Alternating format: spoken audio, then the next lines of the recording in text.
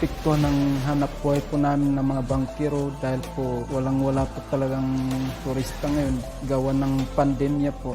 Walang magawang hindi kami nakapagtrabaho, nagkautang-utang dahil sa pandemic. Sobrang naapektuhan kaming mga surfer. Kasi halos dito na lang kami kumikita ng pagkain namin. Ang mas lalo pong naapektuhan is yung mga vendors natin, kabalyeros and tricycle driver. But in the good faith of our government, mayroon naman po silang ibinigay na ayuda. Ang pinagmamalaki ko po dito sa bansa natin ay punong-puno po tayo ng kultura at hospitality po matulungin, palakaibigan at siyempre po mababait po tayong mga Pilipino. Ang pinaka-proud of ko sa pagiging Pilipino, tayo ay merong katatagan ng kalooban na lumaban sa ating kakaibang klase ng laban. Sana kahit matapos na itong pandemya, ituloy-tuloy po natin yung magandang kaugalian na yon.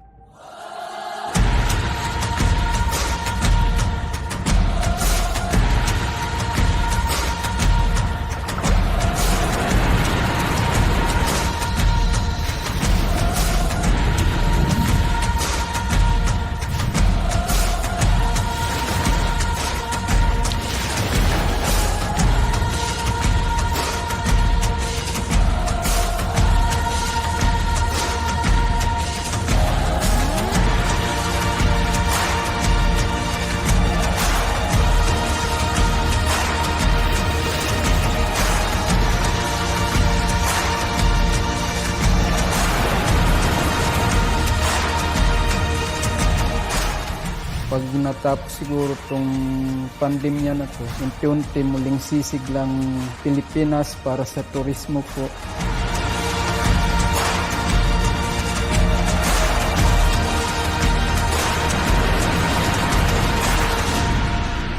Ngayon na nagkakaroon na ng linaw ang bagay na ito, unti-unti nang nakikita natin sa mukha ng mga tao ang kislap ng kanilang mga mata at ngiti.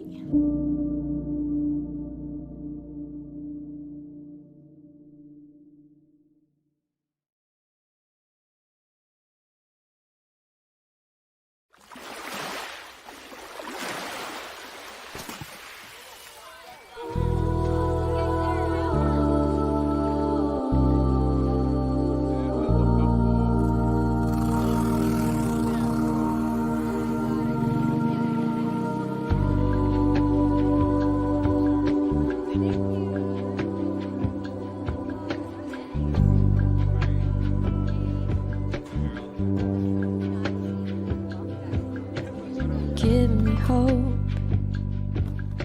strength and will to keep on. No one else can make me feel this way, and only you can bring out all the best I can do. How to leave a turn tide, make me feel real good on inside. Pushed me up, and I'm about to give up. You're on my side, and no one seems to listen. And if you go, you know the tears can't help but show. You know you've always had my heart. From now on, we'll never part. It's your smile, your face, your lips that I miss. Those sweet little lies that stare at me and make me say I'm with you through all the way. 'Cause it's you that fills the emptiness in me, changes everything I see when I know I've got you with me.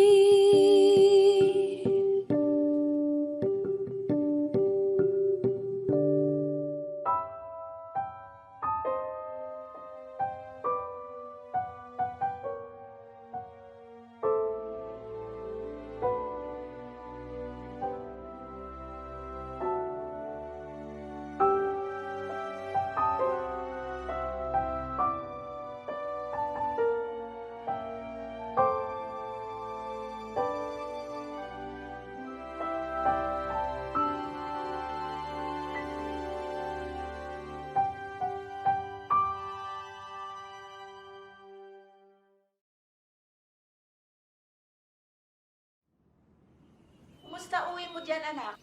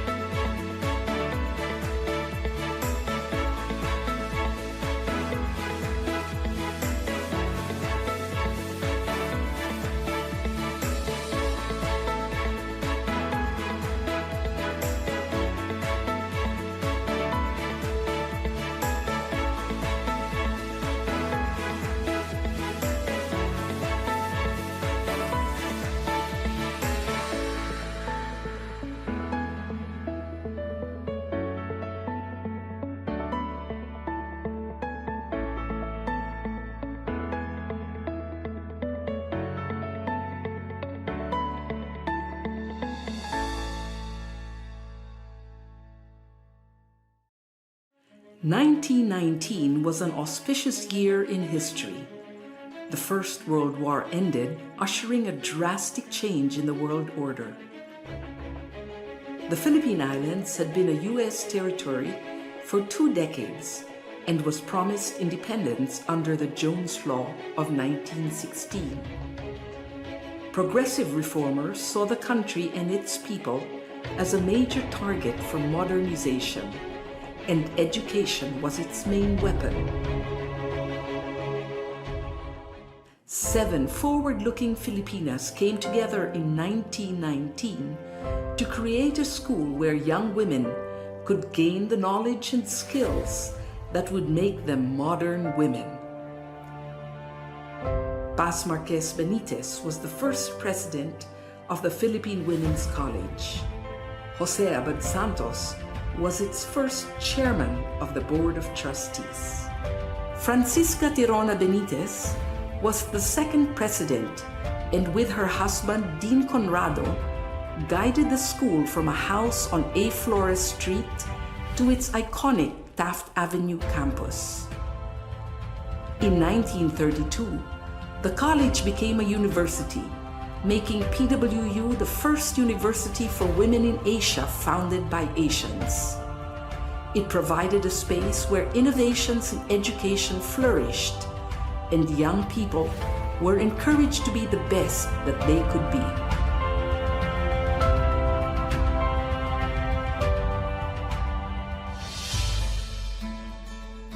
For over 100 years, the Philippine Women's University has been known as a leader in quality education.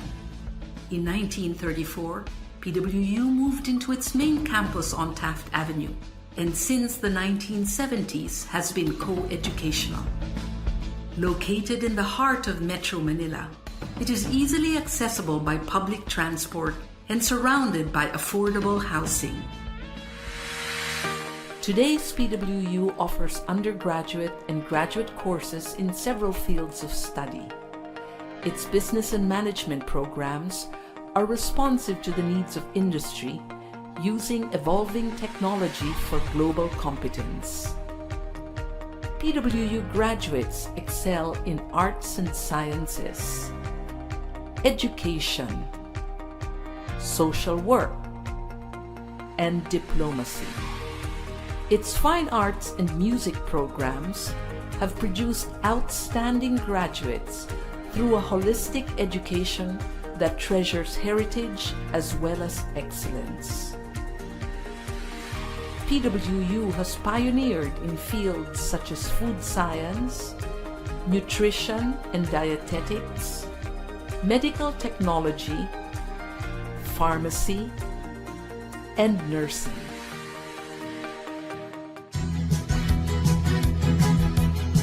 PWU continues to play an essential role in producing graduates who possess the skills that make them competitive in the country and anywhere in the world.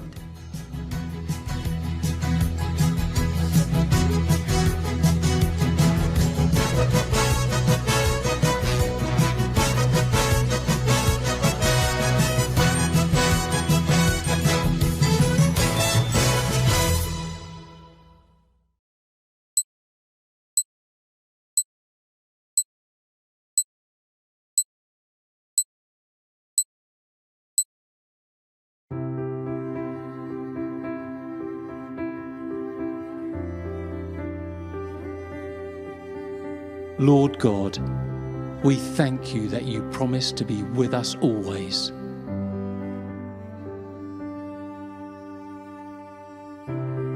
Thank you that your presence is with us right now.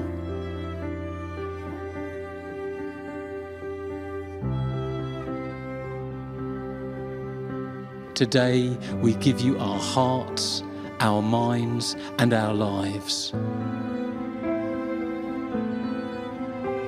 Come speak your words of life into our beings.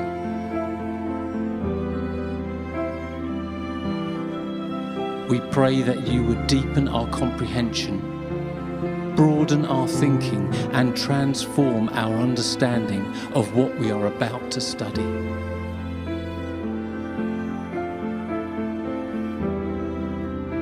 For you are our wise counselor, our perfect teacher, and our faithful friend.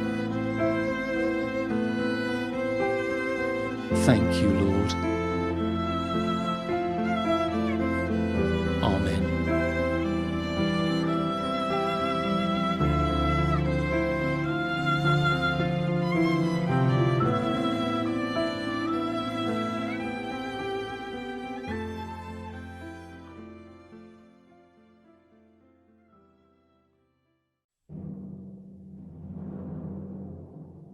Kayang magiliw, pero saan sinanganan? Alam ng puso, sa dibdib mo'y buhay. Lupang hinirang, duyat ka ng magiting. Sa manlulupig, di ka pasisiin. Sa dagat at bundok, sa simoy at sa langit mong bukaw. May dilagang tulad, awit sa paglayang minamahal. Ang kisap ng watawat mo'y tagumpay na nagdiligdig. Ang bituin at araw niya kailan pa may di magdidinig. Lupa ng araw ng at ipagsintabay langit sa piling mo. Aming ligaya dapat may mga ami ang mamatay ng dahil sa'yo.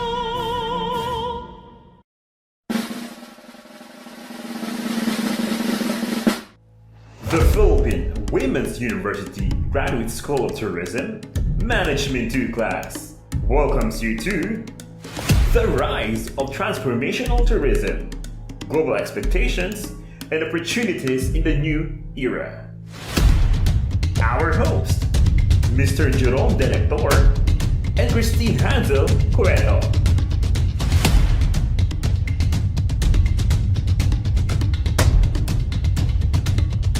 Good morning, ladies and gentlemen. Thank you for joining us today. This is Christine Hansel Cueto, a second-year student of Master of Science in Tourism Management. All the way from the municipality of Tanay Rizal, here at the Fresno Agroforestry and Ecotourist Campsite, also known as Mount Coulis. It is my pleasure to welcome all of you in today's webinar.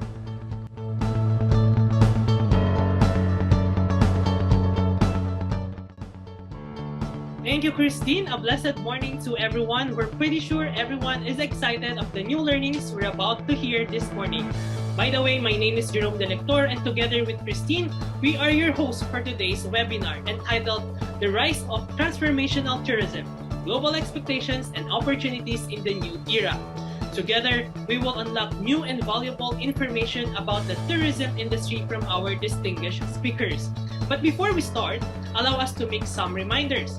For the e-certificates, please ensure that your names are spelled out correctly on the evaluation form to be provided later on this webinar. Also, please ensure that your mic is on mute during the presentations, and a panel has been created to collect advanced questions during the registration from the webinar participants and have been asked and answered by our distinguished speakers. Last but not definitely the least, learn and enjoy from this webinar.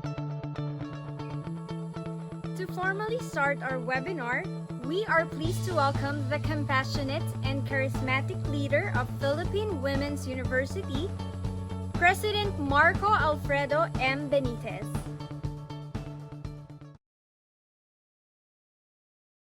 Our keynote speaker, Honorable Secretary Bernadette Romulo Puyat of the Department of Tourism, our distinguished speakers, Mr. Gerard Panga and Mr. Alvin Adriano, university administrators and hardworking faculty, students and guests watching on our social media platforms from all over the country and across the globe. Good morning. We are extremely honored and proud to have with us today no less than the country's Secretary of Tourism, the Honorable Secretary Bernadette Romulo Puyat, to deliver the keynote address for today's webinar entitled The Rise of Transformational Tourism, Global Expectations and Opportunities in the New Era. I'd like to congratulate the organizers led by Dean Prima Beliana of the School of Hospitality Management and Tourism, and our students from the Masters in Tourism Management program for the timeliness and relevance of this webinar and the lineup of speakers they've assembled. As had already been pointed out in previous webinars, the tourism industry has been one of the most severely affected sectors as a result of the quarantines and lockdowns imposed to mitigate the spread of COVID-19. Quarantine protocols and travel restrictions have slowed tourist and business travel all over the world, and it is only fairly recently where many countries, particularly those that have vaccinated a large portion of their population, are opening up to foreign travel. In fact, according to the Department of Trade and Industry, tourist arrivals from Jan to June 2021 were down 96% versus the same period last year. Here in the Philippines, where we've had one of the world's longest lockdowns, we have to commend the Department of Tourism, led by Secretary Puyat, for taking the lead and continually looking for innovative ways to jumpstart the tourism industry. Examples of these are the promotion of safe travel bubbles among our most popular tourist destinations, advocating for the inclusion of our tourism frontliners in the priority group for vaccinations, pushing for the safe reopening of these tourist hotspots through adherence to safety standards, vaccination of all personnel, and streamlining of travel requirements across the different local governments, to mention a few. It is also clear that the face of travel and tourism in the new normal will be somewhat different, as we will hear more of today. There will be tremendous opportunities for destinations that are closer and reachable through private land transportation, just by virtue of having less restrictions and less exposure to other travelers. Ecotourism, or nature-based tourism, which offers less exposure to the public, where families can observe social distancing, will also be quite popular. This includes outdoor destinations, beaches, nature parks, forests, and mountain trails, which will obviously be more preferred over crowded indoor locations, where chances of infection are higher. Regardless of the destination, however, the positive impact or the transformative nature of travel on people's attitudes, values, mood, and overall well-being, as more and more are able to experience this once again after being cooped up for the better part of 2 years, cannot be overemphasized. Travel, regardless of the shape or form it may take, always has the potential to change people for the better. Today's webinar aims to introduce new concepts in travel and tourism brought about by the pandemic. It aims to show that, while severely detrimental to the sector, COVID-19 has also resulted in opportunities for innovation, development, and sustainability in the industry. Last but definitely not the least, today's webinar aims to introduce to our students and the audience the skills that tourism professionals need to develop as they face the new global trends and practices ushered in by this new era of travel and tourism. So congratulations once again to the organizers, my heartfelt appreciation to Secretary Puyat and our distinguished speakers, and I welcome everyone to what will surely be a very informative and enlightening session. Thank you to our University President, Mr. Marco Benitez. That was indeed a very remarkable opening message to all of us. At this point, we are pleased and honored to have none other than the Secretary of the Philippine Department of Tourism as our guest of honor. Ladies and gentlemen, please all welcome the Honorable Secretary, Ms. Bernadette Romulo Puyat. Philippine Women's University President Benitez, School of Tourism and Hospitality Management Dean Efremwell Abellana, faculty and staff, students, a good day to all of you. The Department of Tourism warmly congratulates the administration, faculty, and students of the Philippine Women's University School of Tourism and Hospitality Management for staging this webinar entitled The Rise of Transformational Tourism, Global Expectations and Opportunities in the New Era. These are quite extraordinary times that we live in for those whose current or future careers and livelihoods are dependent on the tourism industry. This webinar provides an excellent platform to address many concerns. Without a doubt, travel and tourism will never be quite the same after this pandemic. As we at the Department of Tourism continue our efforts to mitigate its effects, I am oftentimes reminded of the theory of evolution. It is usually associated with the phrase, the survival of the fittest.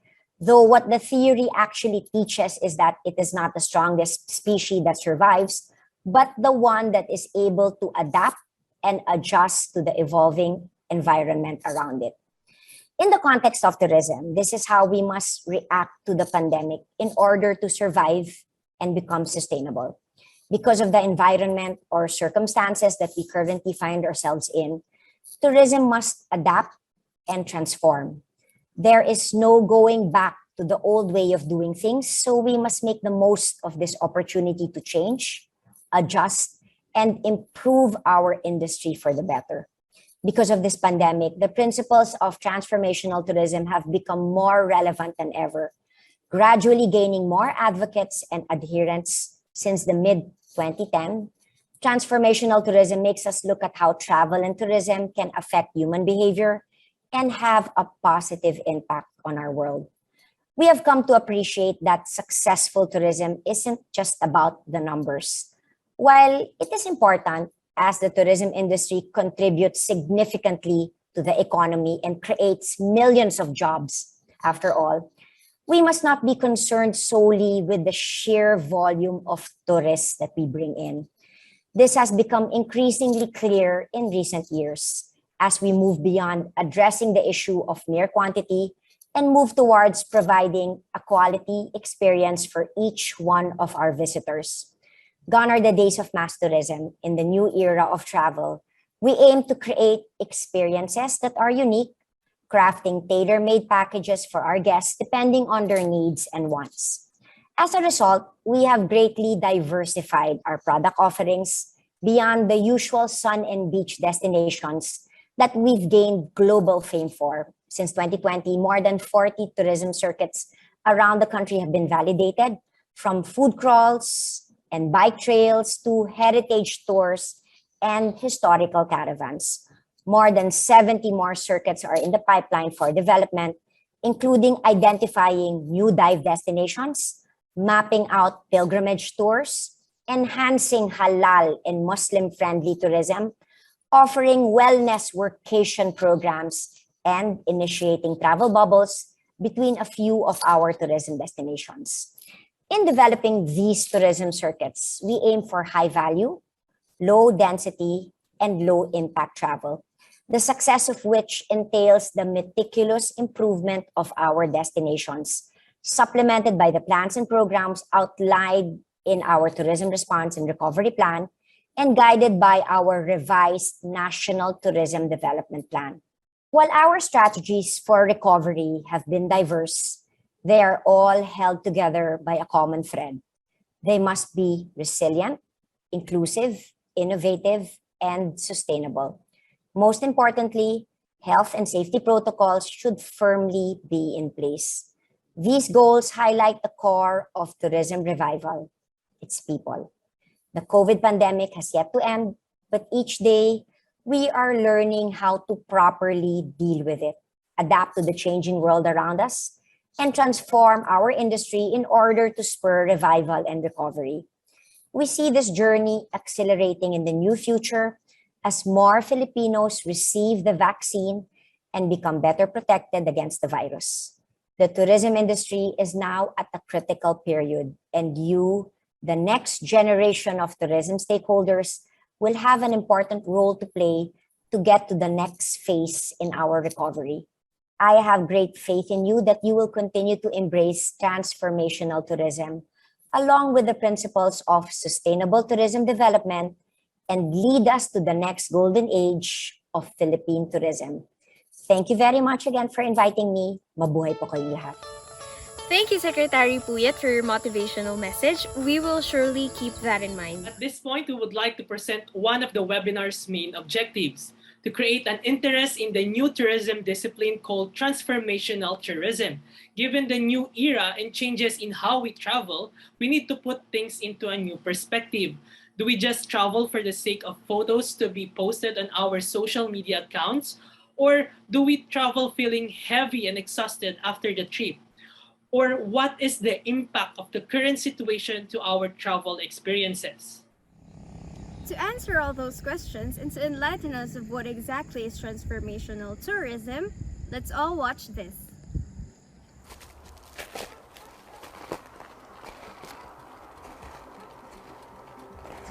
Most people think that people are, when they're looking for the meaning of life, that ultimately that they're looking and trying to connect to that feeling of being alive.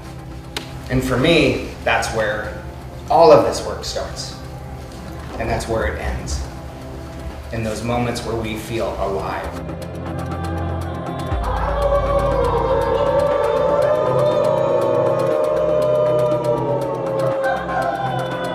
The gathering is really an opportunity for some of the thought leaders in this transformational travel space to come together and connect, share resources, share ideas, share best practices, bond, and really find ways to drive this idea, this concept, this movement forward. The TTC's role is to take concepts and ideas that people have been doing for a long time and give them some foundation and give everybody who's doing this work something to work from together so we're all speaking the same language. And everybody feels very authentic and genuine, and there's real connections being made, and we don't always find that in the busy day-to-day life. It almost feels like family or friends that you've known for a long time, even though I've met 80% of these people for the first time within the last 48 hours. I think TTC will be the leading voice in the tourism industry as general and the voice on transformational travel. Travel is where we have the experiences that allow us to grow, change, and do the most profound personal development that we can. And just be yourself, be authentic. If you want to go, ah, then go like that. Part of the world that I'm in is this concept of when you travel, you want to come back actually feeling better than when you left. Seeing what the TTC does was super aligned. It was exactly the style of experiences I was looking for. It comes from heart, it comes with integrity, and it's really how I want to show up in the world and how I want to do business. Most of our transformational experiences happen when we're fully immersed in the moment. We connect with the people that are around us, we connect with the environment, and most importantly, we have this deep connection with ourselves. All too often, we feel like sometimes we're going it alone when we're trying to push the envelope on something new and blaze a path that maybe hasn't been blazed before.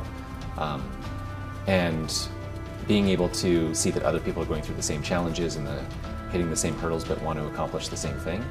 And you can come together to discuss those ideas and maybe overcome those obstacles together is a pretty profound thing. It's a place when I feel fulfilled and complete and myself. The TTC movement is an opportunity to really make change in the travel industry.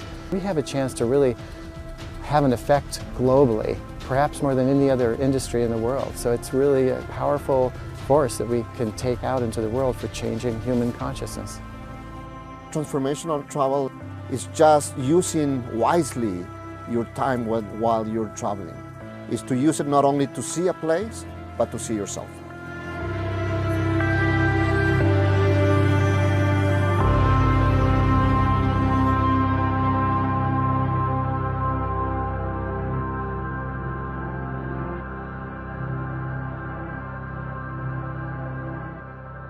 At this time, I would like to introduce our first speaker who will be discussing the global expectations and trends in the new era. He has 29 years of solid travel industry experience, mainly in marketing communications and product development with the Philippine Department of Tourism and Tourism Promotions Board, as well as in the hotel business and tourism education. He is currently the PDOT Tourism Attaché to the United Kingdom and Director for Northern and Southern Europe. Prior to his London posting in 2016, he was assigned to handle the PDOT offices in Taipei from 2004 to 2007 and in Shanghai from 2007 to 2015. He is a graduate of the University of the Philippines Asian Institute of Tourism and a government scholar with Master of Tourism specialization in Italy through a grant from the United Nations World Tourism Organization and MBA degree through the Civil Service Commission Local Scholarship Program. He is a Career Executive Service eligible. Ladies and gentlemen, the Tourism Attaché to the United Kingdom and Director for Northern and Southern Europe of DOT London, Mr. Gerard Jerry Panga.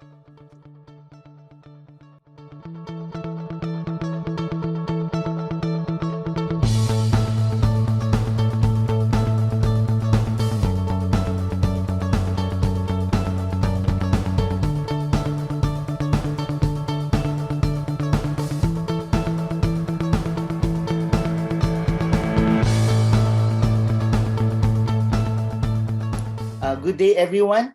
I'm tuning in from London. It's starting to be cold here at 13 degrees Celsius. So on behalf of my DOT London team and together with our ever-active and can-do-all tourism secretary and keynote speaker, Madam Berna Romulo Puyat, I'd like to convey my heartiest greetings to all the participants in this webinar. I hope that our coming together here, even virtually to discuss this most pressing issue, will give us warmth and optimism in these trying times. Big thanks to the PWU and the organizer of this relevant online discussion. I was invited to speak today by my dear colleagues from the Department of Tourism who are taking their master's degree in tourism, Mr. Ernie Teston of DOT NCR and Ms. Faye Castro of DOT Los Angeles office. At this point, I'd like to share my PowerPoint presentation.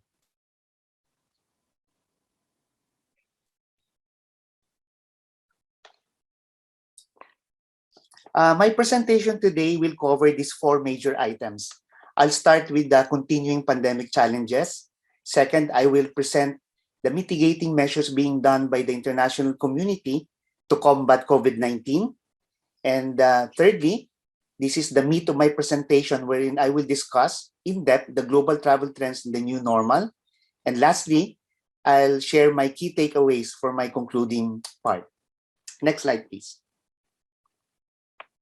Early on, Secretary Berna talked expertly about the rise of transformational tourism. The post-pandemic travel will surely evolve more into a transformative one or purposeful travel. I will reinforce this by presenting the other global trends that are shaping or will shape the travel and tourism industry in the new normal. The COVID-19 devastated the world, affecting all countries and economies, and disrupting the global tourism industry. According to the UNWTO, all the international destinations suffered decline in arrivals from as high as 70 to 80% in 2020. Sadly, with all the catastrophic losses and deaths and continuing evolution of the COVID virus, we continue to have new variants. The pandemic will still be a bitter part of our reality in the short or medium term. This is consistent with the global forecast of IATA, that's International Travel Air Association, which reported that air travel would not return to pre-COVID-19 levels until 2024. This was actually readjusted. When I did my previous industry presentation in early 2020, IATA projected initially the recovery in 2023.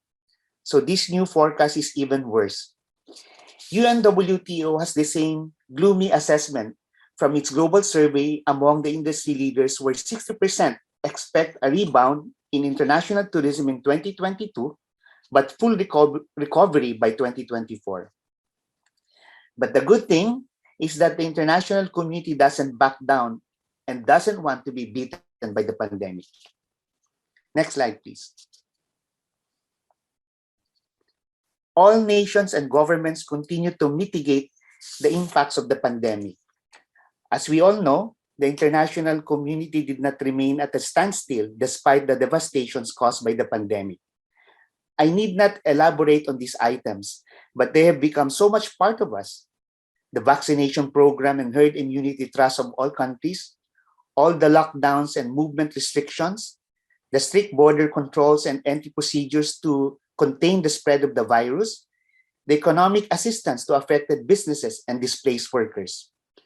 As the scientists continue to find ways to produce a vaccine which will fully protect us from the virus, the international community is shifting or has been shifting its focus to open and revive the economy and restart the travel and tourism industry. Next slide, please. The Philippines is one with the international community in having global standards for health protection and safe travel protocols and guidelines, and strategic plans to reopen our country to international tourism, hopefully sooner than expected. We talk about the DOT initiatives under the leadership of Secretary Berna Puyat. You've seen the videos earlier. We recently launched our global branding campaign, More Fun Awaits. The idea is to really excite the market and keep the Philippines in their travel plans so that when they're able to travel again, they will still experience that it's more fun and safer in the Philippines. And second, we also have our own very efficient Philippines travel app. If you haven't downloaded this, this is the main platform to be updated with the latest travel advisory and content, most exciting contents about our travel destinations. And of course, DOT has been in the forefront in providing full vaccination of our tourism frontliners and service providers. By the end of the year, we will have 100% full vaccination rate among our tourism workers. And we talk about DOT establishing travel circuits. These are actually clusters of destinations that have low risk and zero COVID cases that are open to travel. And as you know, we have pivoted to catering more to domestic travel, which is the heart and soul of our travel industry, where we have more than 110 million travelers around our country during pre-pandemic. And we also talk about travel or flight bubbles between regions. And sooner, and in the very near future, we are establishing flight bubbles within, travel bubbles within the region with our partner countries in Southeast Asia. And of course, the government released 10 billion worth of financial subsidy and loan support to small businesses and the SMEs, which were all affected by this pandemic. Next slide, please. And as you all know, DOT is also a subscriber of the WTTC, that's World Travel and Tourism Council Safe Travel Stamp. This is the global standard in terms of global compliance with regard to proper services pertaining to health and safety for the travelers. Next slide, please. Now, this is the most exciting part of our discussion today, as I present to you the global travel trends in the new normal. Definitely, health and safety are paramount.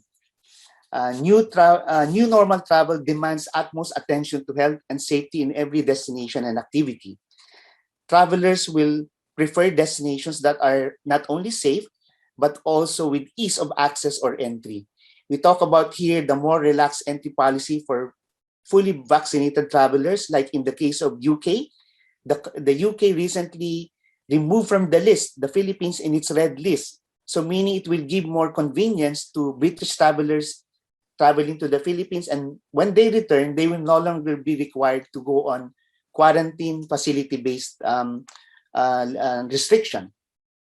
And from our side, the IATF continues to simplify and makes it simpler and easier for all the incoming travelers. Based on the recent announcement by the IATF, fully vaccinated travelers coming from green countries need not quarantine in a government facility or hotel.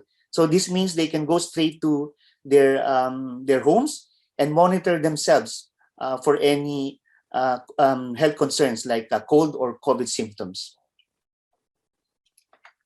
For example, I share with you my recent travel to Italy, where the convenience of having interoperability with regard to the COVID pass or digital green passport. Meaning, from the UK, I have my own COVID vaccination credentials, which is accepted in the EU countries. So this is what we are working on from the Philippine side, so that when our travelers, fully vaccinated travelers, go out and go to foreign countries or destinations, our own vaccination certification will also be acknowledged on the platform.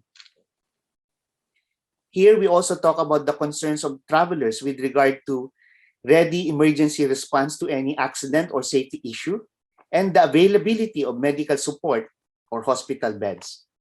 This also includes the flexibility of travel arrangements. Now, the tour operators and travel agencies offer revocable travel arrangements with no cancellation fees.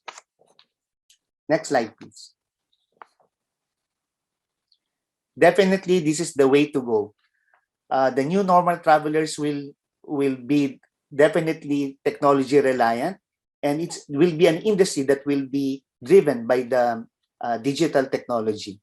So all our service facilities are now continue to improve, offering touchless and cashless services.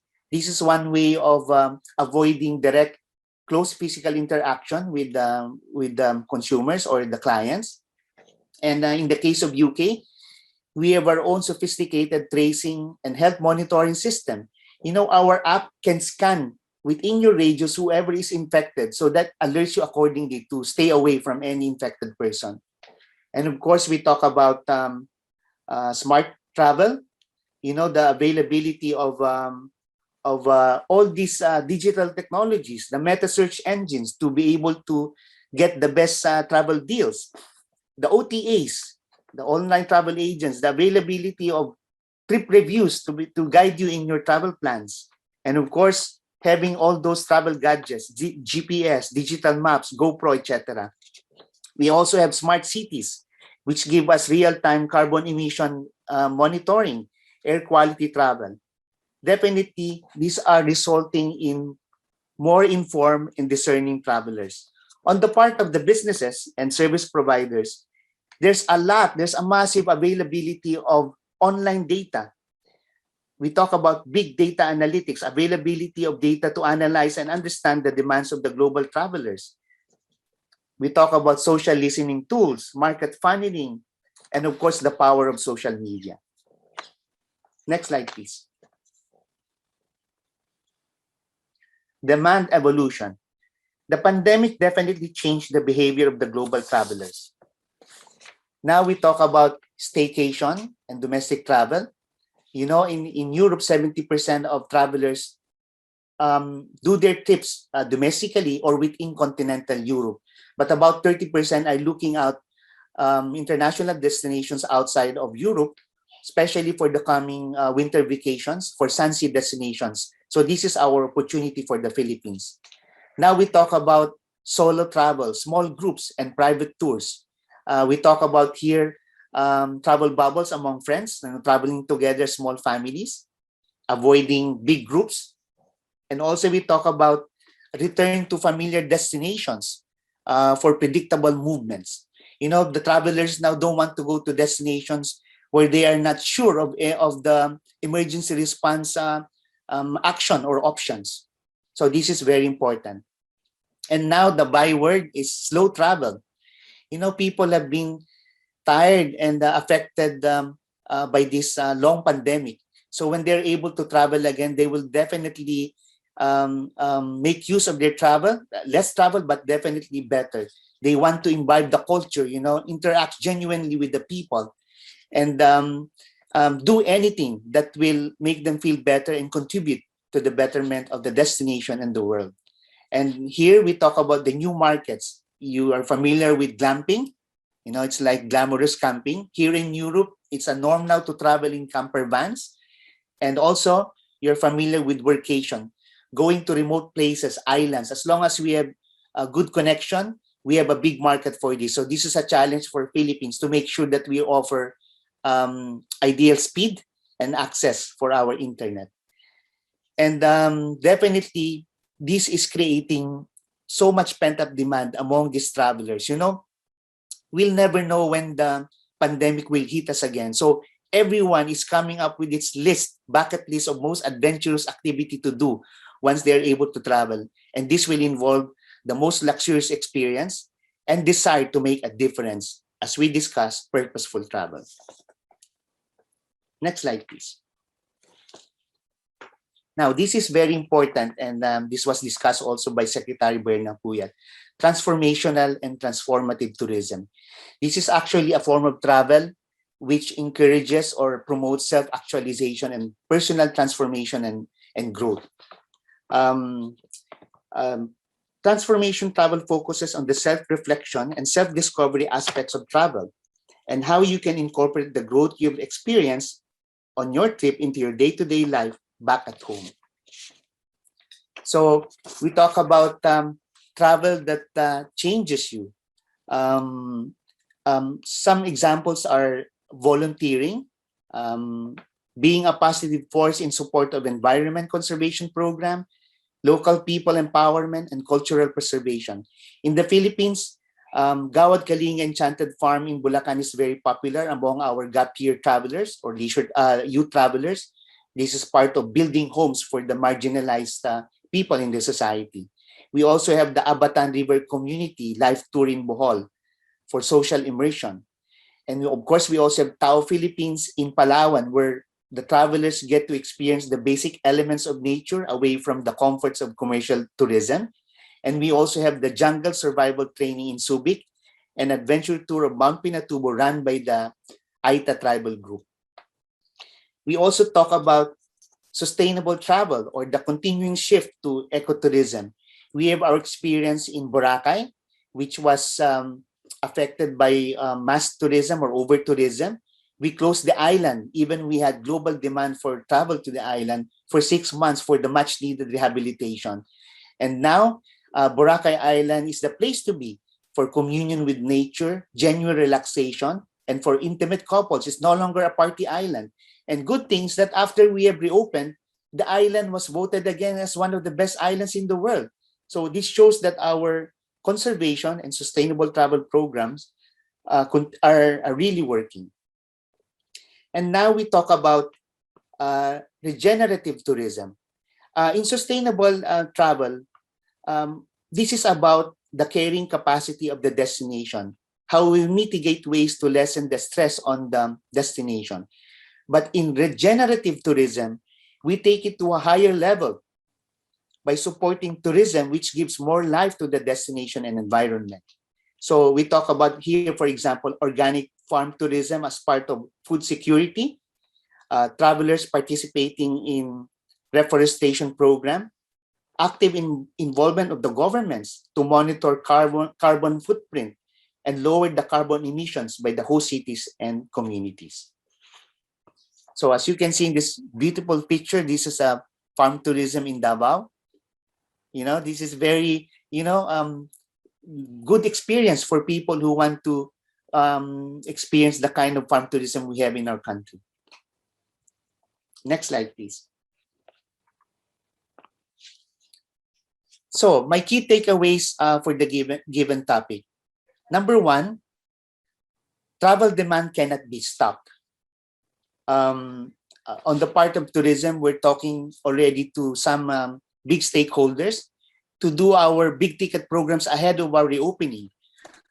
We are now talking to WTTC, that's the World Travel and Tourism Council, as we host the global summit of this most influential travel industry professional association to be held in Manila in March 2022. We expect about 600 to 800 tourism leaders around the world. This is like the Olympics of the global travel industry. And for the February 2022, we are also running the biggest yacht racing in the world that is organized by a UK organizer. It's called the Clipper Race, where it will involve more than 200 racing participants from 24 different nationalities. And as we speak, the 70 racing yachts are now moored in Subic, ready for this big action in February 2022. I'd like to share also our experience here in the UK, where the government conducted a survey among the active UK travelers. And even before the vaccine was discovered, the British were wanting to travel regardless of the availability of a vaccination, meaning they treat travel as part of as a necessity, as part of a right. So that's how strong and intrepid the British travelers are. Okay, next slide, please. Let's continue to remain optimistic. This pandemic is unprecedented, but we had previous experience with SARS. Sorry, can you go back to the previous slide? Okay. So as I was saying, let's continue to remain optimistic. Surely this pandemic was unprecedented, but we had similar previous experience with SARS, global financial crisis, where the international tourism community was able to recover and thrive successfully. So with this, we need to enhance also our travel offers and service standards to focus on purposeful travel, transformative tourism, and regenerative tourism. For example, here in Europe, we conducted a program among Scandinavian youth travelers offering Dumaguete Conservation Program.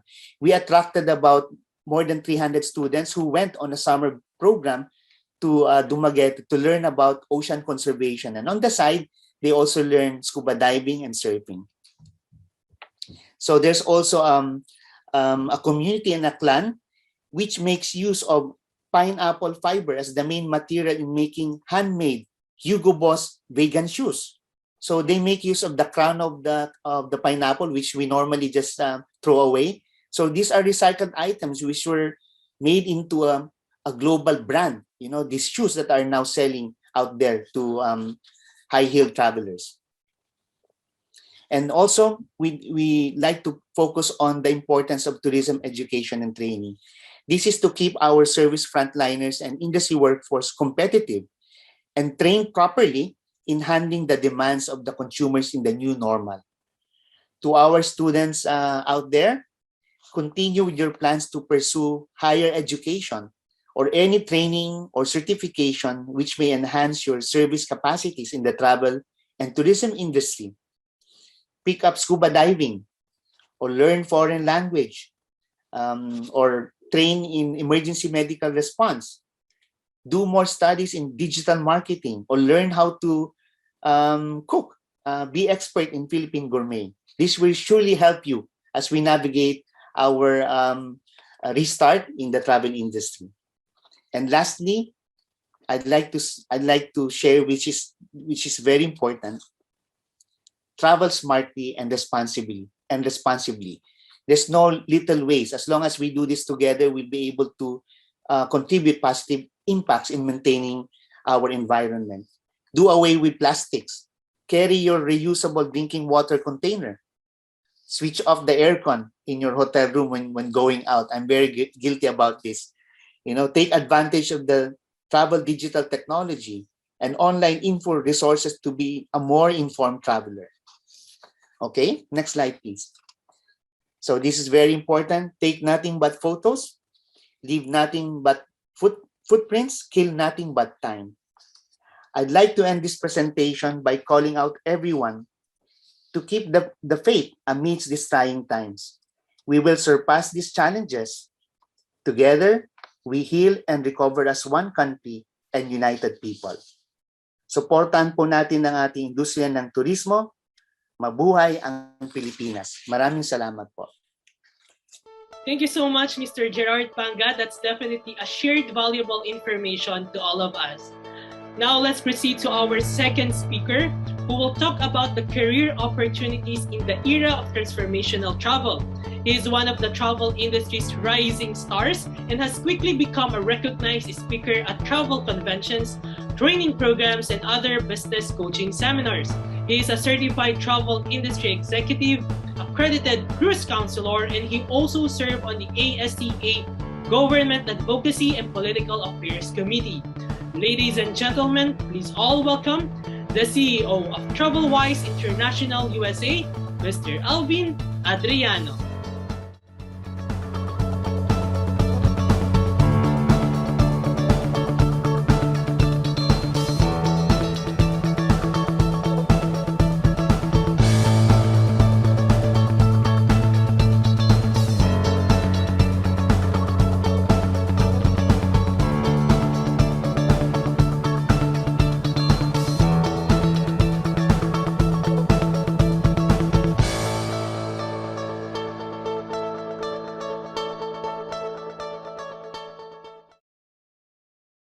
Thank you so much. Yes, thank you for having me. And I would like to thank the Philippine Department of Tourism and the Philippine Women's University Masters in Science of Tourism Management class 516 and 518 for inviting me to speak today.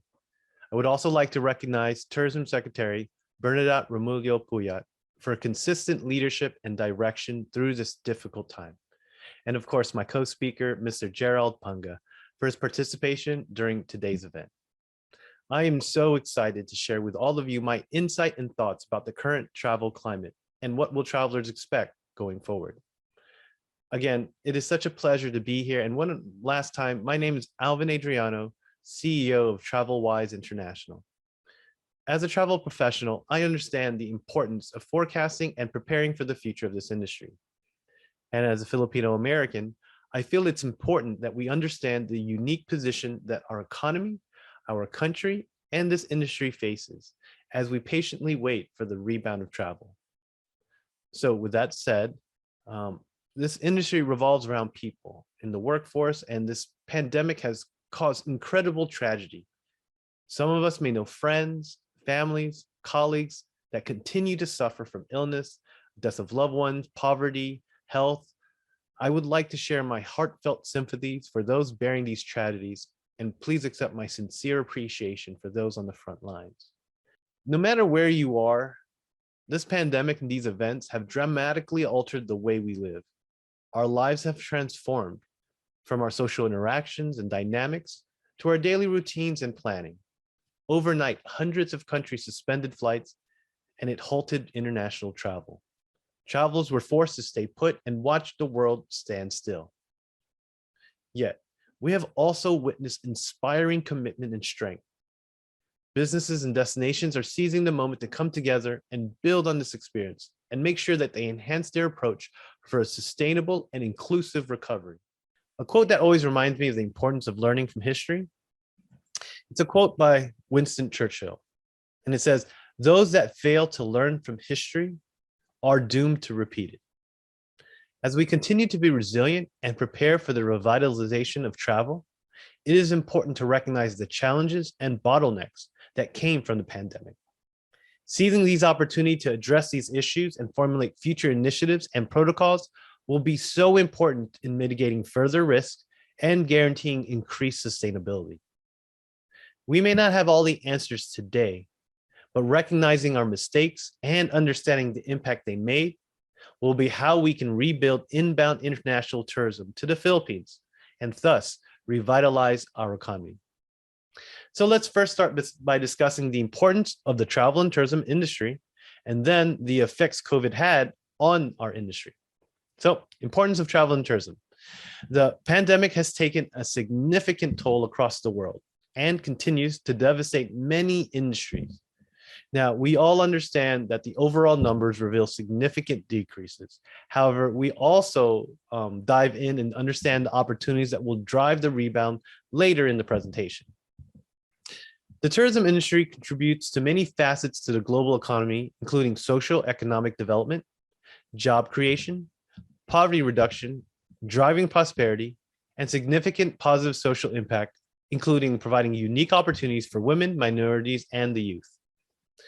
For social economic development, in terms of this, based on the United Nations World Trade Organization, or UNWTO, tourism is one of the world's major economic sectors. It's the third largest export category after fuels and chemicals, and in 2019 accounted for 7% of global trade. For some countries, tourism can represent over 20% of their GDP, and overall, it is the third largest export sector of the global economy. Tourism is also one of the most affected sectors by the pandemic, impacting economies, livelihoods, and public services all on every continent.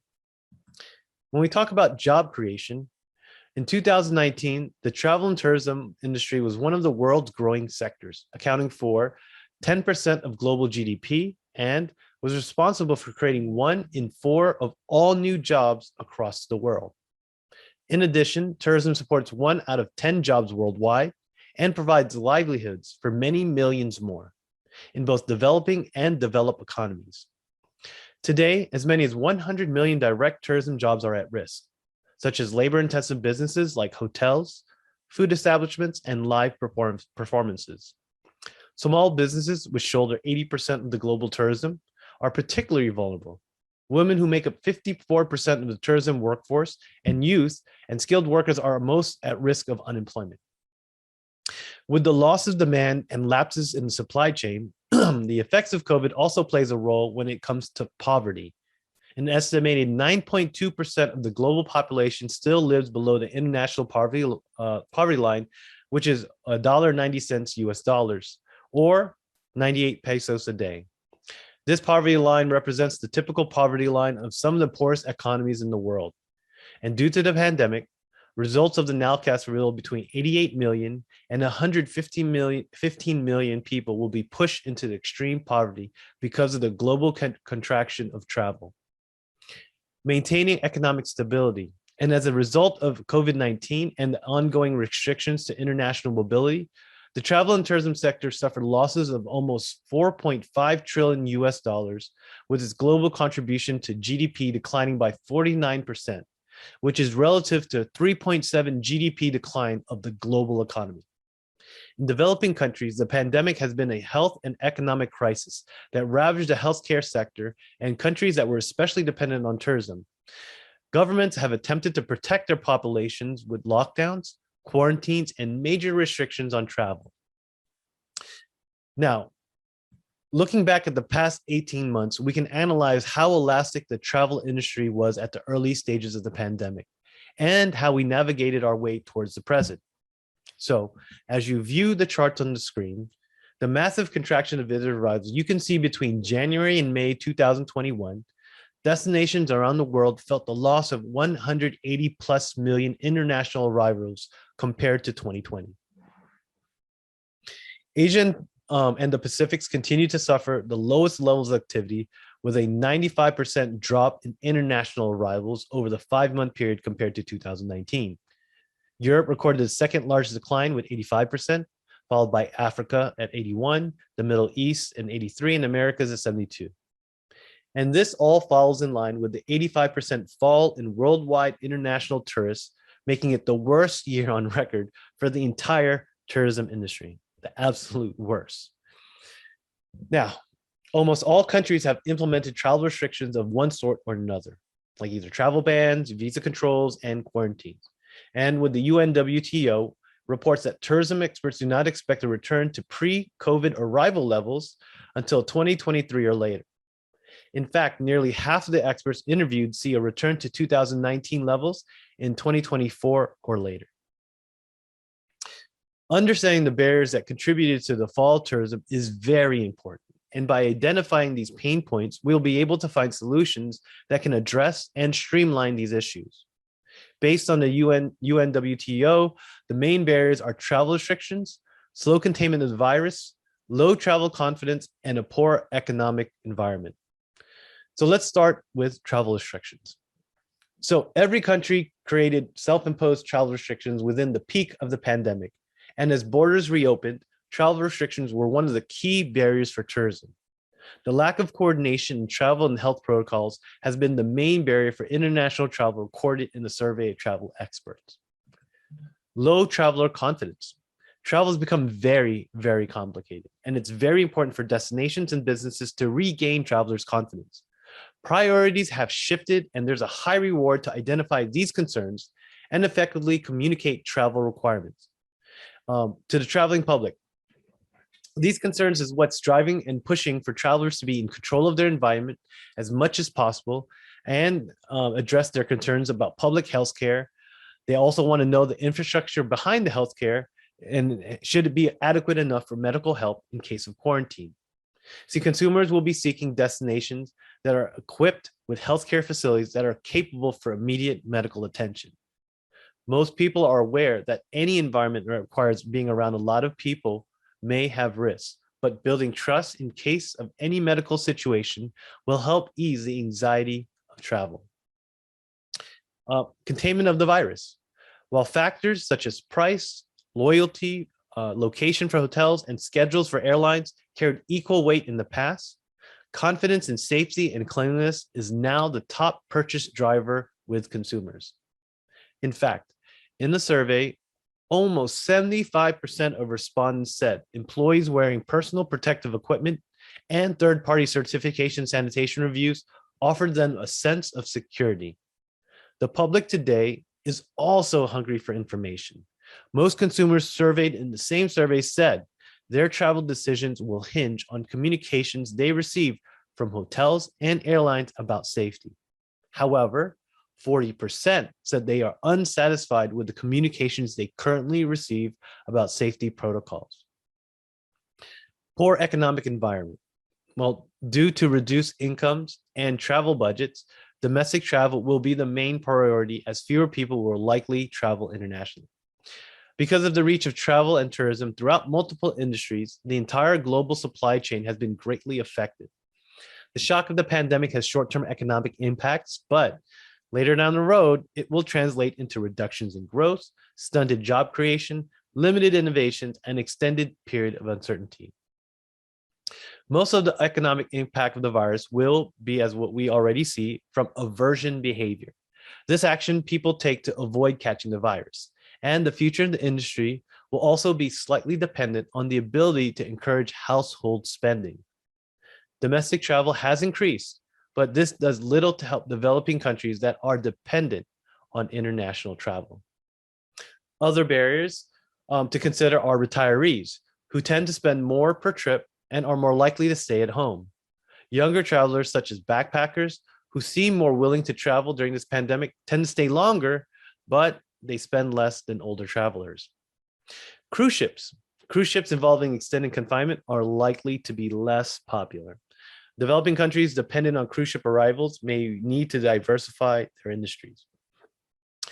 There will be continued hesitation with tourists willing to travel long distance, with much of them preferring closer destinations with higher vaccination levels and less entry requirements. Tourism in countries with a high share of vaccinated people will rebound faster than in countries with a low vaccination rate. While government support has been instrumental throughout this crisis, international coordination is more crucial than ever. The swift recovery of the industry will only be possible if leaders and public officials have a coordinated response to the resumption of international travel, including clear roadmaps, rules, and mobility protocols, which provide certainty and instills consumer confidence. We must learn to coexist with the virus, managing the risk, offering a safe travel experience, while easing the travel restrictions. All of this is possible through a comprehensive solution, including an aggressive global vaccination rollout, a standard testing for all non-vaccinated travelers, the elimination of quarantines, and continued health and hygiene protocols, including mask wearing. Now, there is optimism with the industry. As we manage past each day and each month, there is rising hope and optimism. Here are a few of the positives inspiring the recovery. Pent-up customer demand. In the second part of 2021, both tourism imports and tourism exports will pick up significantly. Although they will remain below their pre-crisis levels, overall private consumption is likely to increase sharply over the next few quarters, partly thanks to the robust recovery in the labor market, which will reduce the uncertainty around people's future income situation. UNWTO Secretary General Zurab Polokashvili says there is significant pent-up demand and we see confidence slowly returning. Vaccinations will be key for recovery, but we must improve coordination and communication while making testing easier and more affordable if we want to see a rebound. Traveler preferences and behaviors have shifted towards the familiar, the predictable, and trusted. Domestic travelers will lead the recovery for most countries' tourism industry, with local travelers expecting to go to destinations closer to home and spending less amid lingering health concerns. However, in terms of optimism, as travelers become more comfortable with the ongoing health protocols and the acceptance of the new normal, traveler sentiment has significantly increased. By 2022, in this last survey, conducted by the UNWTO, 60% of respondents were very optimistic for international tourism to return by 2022, with 38% believing travel will return by the end of 2021. In the survey conducted by Expedia Travel Group, 30% of respondents are determined to travel this year, with 37% more likely to travel like they did before. This data shows that travelers are likely to continue traveling once vaccination rates have increased. In terms of Asia Pacific, In that same survey, 75% of respondents believe tourism would return by 2022. Unfortunately, our region is the longest hit region as far as traveler sentiment. In Asia-Pacific markets, signs of recovery remain more muted, but continue to be dependent on vaccinations. And the major barriers for the restart would be the government travel restrictions and the mandated quarantines.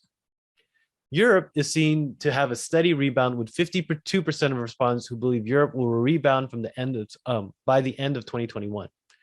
Based on a report by TripAdvisor, Europe continues to see the trends that point in an increased improvement in traveler confidence.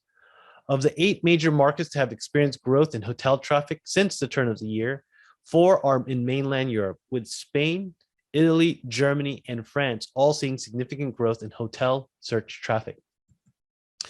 The Middle East seems to make the sharpest recovery, with 67% of respondents who believe tourism will return by the end of the year.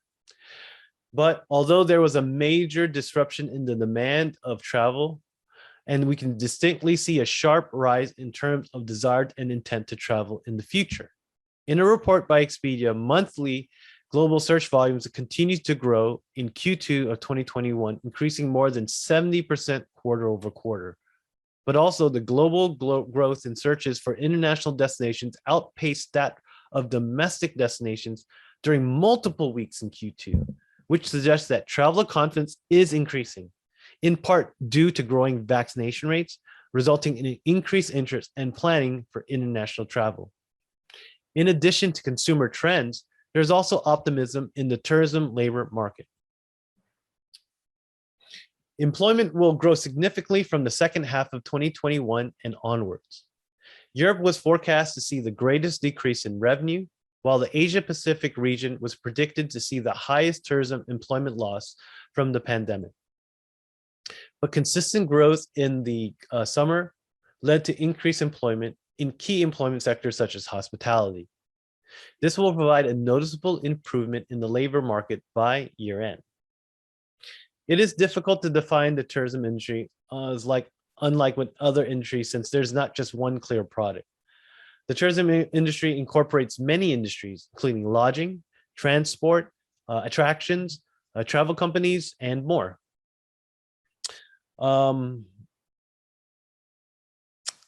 Shifting skills. But because of the accelerated innovation of technology and the move towards digital transformation, tourism businesses will need an increased demand for employees with a digital or technical skill set. People and soft skills will also remain, but employers will refocus on prioritizing retention and upskilling their existing employees over recruitment. According to a World Economic Forum survey, 68% of travel and tourism workforce will require reskilling. To respond to this need, many businesses and destinations have swiftly adapted, offering online courses such as business and data, innovation, coding, and web development to enhance the skills of their workforce. In addition to the e-courses offered by their employers, employees are also increasingly taking part in independent upskilling programs to increase their value in the job market, with an anticipated growth of the e-learning market of over 8% annually between 2020 and 2026. As the future looms ahead, there are high hopes for the resurgence of travel. Demand for travel continues to echo through the sentiments of travelers, and as countries relax their travel restrictions and move from regional restrictions to individualized restrictions. So what will be the expectations of travelers in the new era?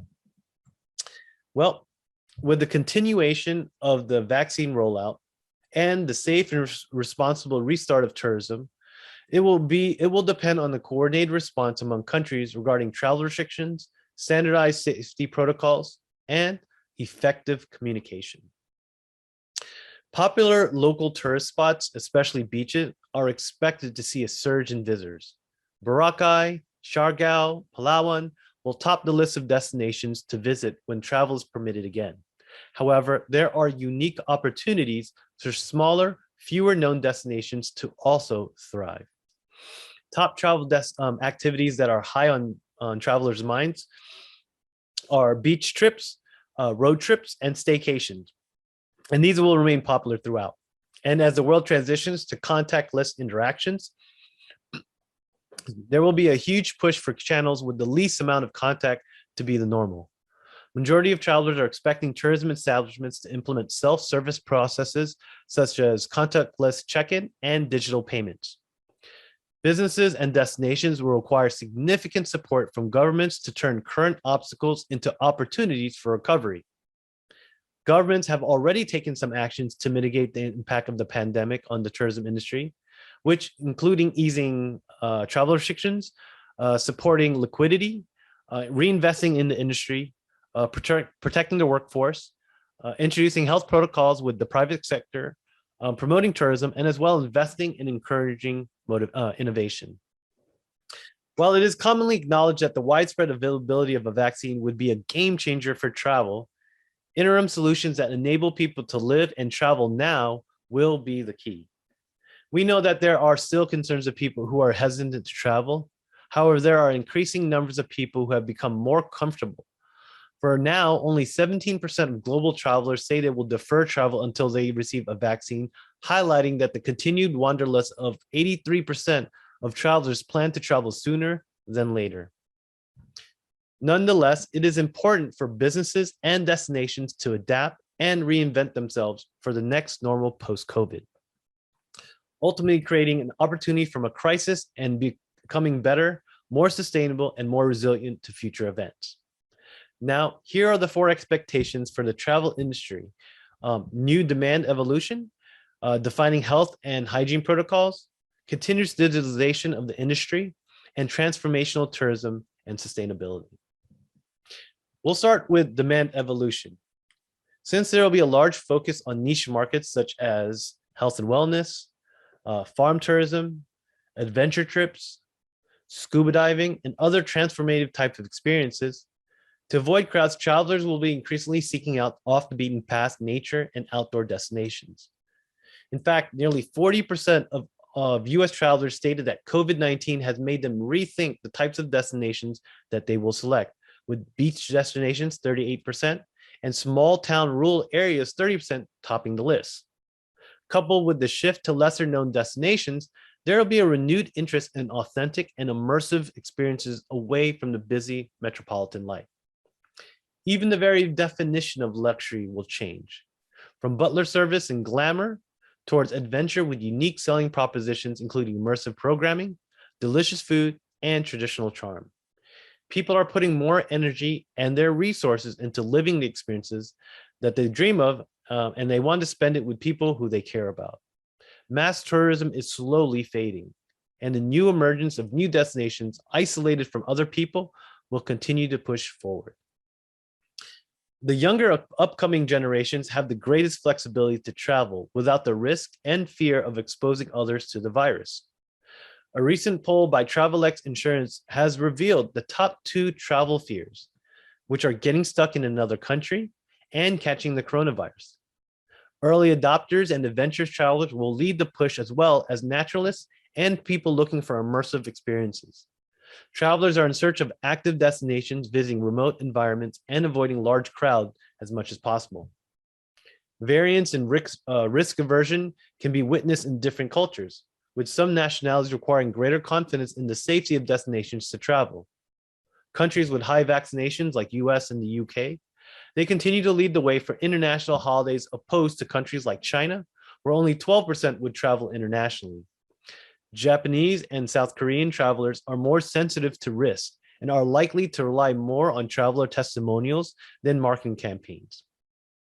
In a survey appearing in the Journal of Anxiety Disorders, they found that uncertainty, intolerance, and general anxiety levels were most likely to predict high COVID-19 fear. And as more people become inept to the risk, travel will continue to increase. Finding comfort in planning. See, amid uncertainty, travelers will place greater importance on pre-planning and relying on travel advisors, expert and online forums, for access to up-to-date information about their destinations. In fact, over 75% of Americans said that they would either put together a somewhat developed or very well-developed plan for their next leisure trip. Travelers are opting for longer, meaningful vacations over shorter trips. On average, travelers are searching for vacations from 8.5 to 9 days, opposed to before 3.5 to 5 days. Travelers are looking to maximize their time and spend more time in one destination to immerse themselves and limit their interactions and the challenges with multi-city trips. With the rise of remote work and virtual office space, employees can work virtually anywhere around the world, which has resulted in longer vacations and a hybrid model of work/family trip. Travelers will also expect greater flexibility and more favorable terms for future bookings. Among North American leisure travelers, nearly 70% claim that flexibility to change dates without penalty would persuade them to book a future vacation during the pandemic more than any other factor, even outbeating sanitation. Now, the next one, defining health and hygiene standards. The public and private sectors should come together to jointly agree on the implementation of health and safety standards across industries within the tourism industry. It is imperative to have a standardization that ensures safety and consistency through a collaborative and transparent approach. Effective communication and protocols like this will lessen the traveler's burden of having to verify protocols from various sources and enable a safer and more seamless end-to-end journey. Providing businesses with a recognition of their compliance to such protocols may further boost travelers' confidence in traveling. Third-party standardization will influence traveler confidence and help them distinguish businesses and destinations that fulfill hygiene and safety requirements. It is important that health and hygiene measures be limited in time and then reevaluated and reduced as the risk diminishes. Contactless convenience. Well, travelers, we want to decrease the contact with high touch points across the, we want to decrease our contact with high touch points across the journey, from viewing menus on their devices and using mobile check-ins to access aspects of their hotel rooms through their phones. Integrated digital solutions that enable safe and seamless travel will be fast-tracked to reduce physical touch points across the traveler journey. The sector will build on and develop beyond the existing solutions already, like biometric verifications and e-gates at airports, to contactless payments that will enhance the traveler journey. We'll need to address new concerns around capturing health data and contact tracing and the legality of privacy. Aligned with and building on the concept of document-free processes, there is a need to prioritize harmonized standards and process for quick and reliable health testing and tracing. The industry will be focusing on automating the predictable tasks and routines so that it can humanize the exceptional like the experiences and safety of our travelers. Digital identity and biometric identification will become increasingly important. According to IATA, 45% of passengers are ready to discard their paper passports and use biometric identification instead. The sector will also experience an acceleration, particularly in the short term, of innovations in health and safety, ranging from thermal imaging to electrostatic sprayers. Airlines like Emirates have already implemented thermal screening measures for all passengers traveling on US-bound flights, while Etihad Airways is trying a range of contactless self-service technologies that can gauge a passenger's vital signs and allow for touchless virtual health screenings at airport kiosks and bag drops. Companies ranging from Marriott to Intercontinental and United to Southwest are all integrating electrostatic spray technology for disinfection. UV-powered disinfection robots are also entering the marketplace, already used by more than 400 hospitals for no-touch cleaning and disinfection. With the accelerated acceptance of technology at a global scale, destinations have transformed experiences into the digital world. Would-be travelers unable to explore the world were able to discover a destination through virtual tours. However, moving forward, travelers will still be looking for that on-the-ground experience. In a survey, 79% of respondents claimed that they would be more likely to visit their dream destination once restrictions relax. Excuse me. Travelers today are expecting seamless operations, specifically with the birth of contactless technologies, virtual tourism, and the rise of biometrics. But with the digitalization for seamless operations, it's only the beginning, with so many destinations focusing on rebranding themselves and creating a new narrative for travelers. It is important for these lesser-known destinations to create a unique selling proposition and build a pre-relationship with the travelers to invite them for a physical visit in the future. Igniting an emotional bond with the traveler and its culture, the destination can increase the motivation for travelers to visit and be more connected when visiting. This will go hand in hand when we talk about sustainability. We'll need to expand our digital presence. As travelers increasingly turn to mobile and online channels as their primary source of information, business will need to cultivate an active, real, and consistent online presence. Customers will expect a variety of options for engagement, from websites and apps to social media, including business presence on crowdsourced platforms. Businesses should focus on developing robust social media strategies to remain relevant and facilitate further engagement, build and nurture trust, and even help expedite problem solving. Consumers are increasingly relying on technology, from using online and mobile platforms for recommendations and travel inspiration into using technologies during their travels to minimize physical interactions. A recent survey revealed that 44% of travelers have increased their time spent browsing social media, while another highlighted that 81% of Americans would be willing to use a hotel's mobile app to check in. An increased interest in virtual or augmented realities is also taking place in trip planning, which helps aid businesses in connecting with a wider audience. There will be moved to integrate digital identities.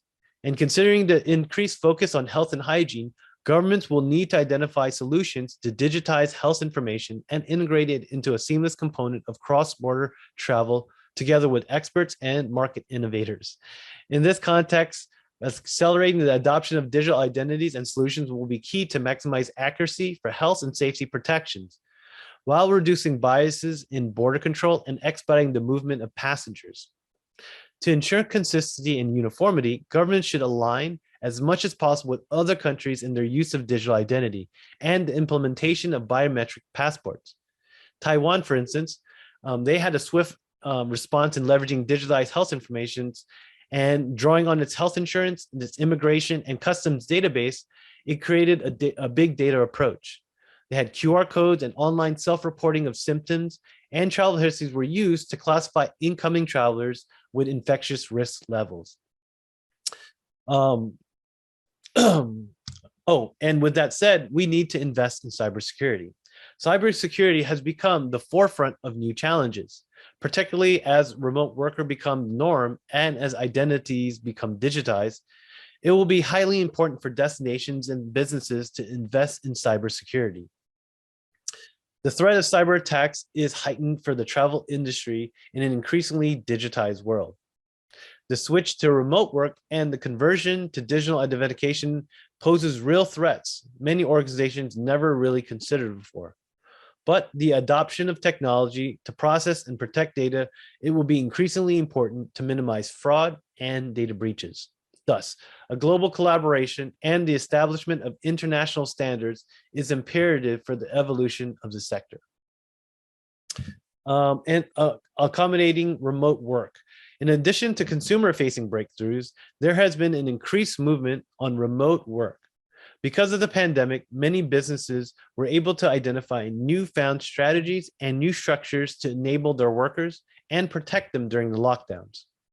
This has created the importance of adaptability and flexibility in the workforce. This is to be taken in consideration when forecasting new investments and strategic planning to develop internal workflows and capabilities to minimize stoppages and further disruptions. Significant investment in employee recruitment, reskilling, and upskilling is needed to attract, develop, and retain highly skilled talent. Retention efforts will also be important to ensure continuity of systems and protocols. All right, so now we'll talk about transformational tourism and sustainability. With everything being mentioned throughout the presentation, there is one underlining theme, which is that every destination and business can redefine who they are and how they will thrive in the future. The playing field has been leveled, and the opportunity to regain market share in international tourism will be determined by the overall coordination by a destination through its partnerships with public and private organizations. We will first discuss the importance of sustainability, and then we'll circle back and then dive into transformational tourism. So the importance of sustainability. With travelers being more conscientious about their carbon footprints and ongoing trend prior to the pandemic, consumers are more passionate about being environmentally safe. Tourists are recognizing that their ability to change the way that they travel and have been more supportive to sustainable travel and green travel choices. Many destinations who are not eco-friendly as they could be can redevelop areas of high tourist concentration and transform bottlenecks into opportunities. Destinations that protect nature or offer an insider view into wildlife will attract a steady following. As such, businesses should develop their portfolio of natural destinations and highlight their ecological benefits or minimal impact guarantees to inspire travel tourism.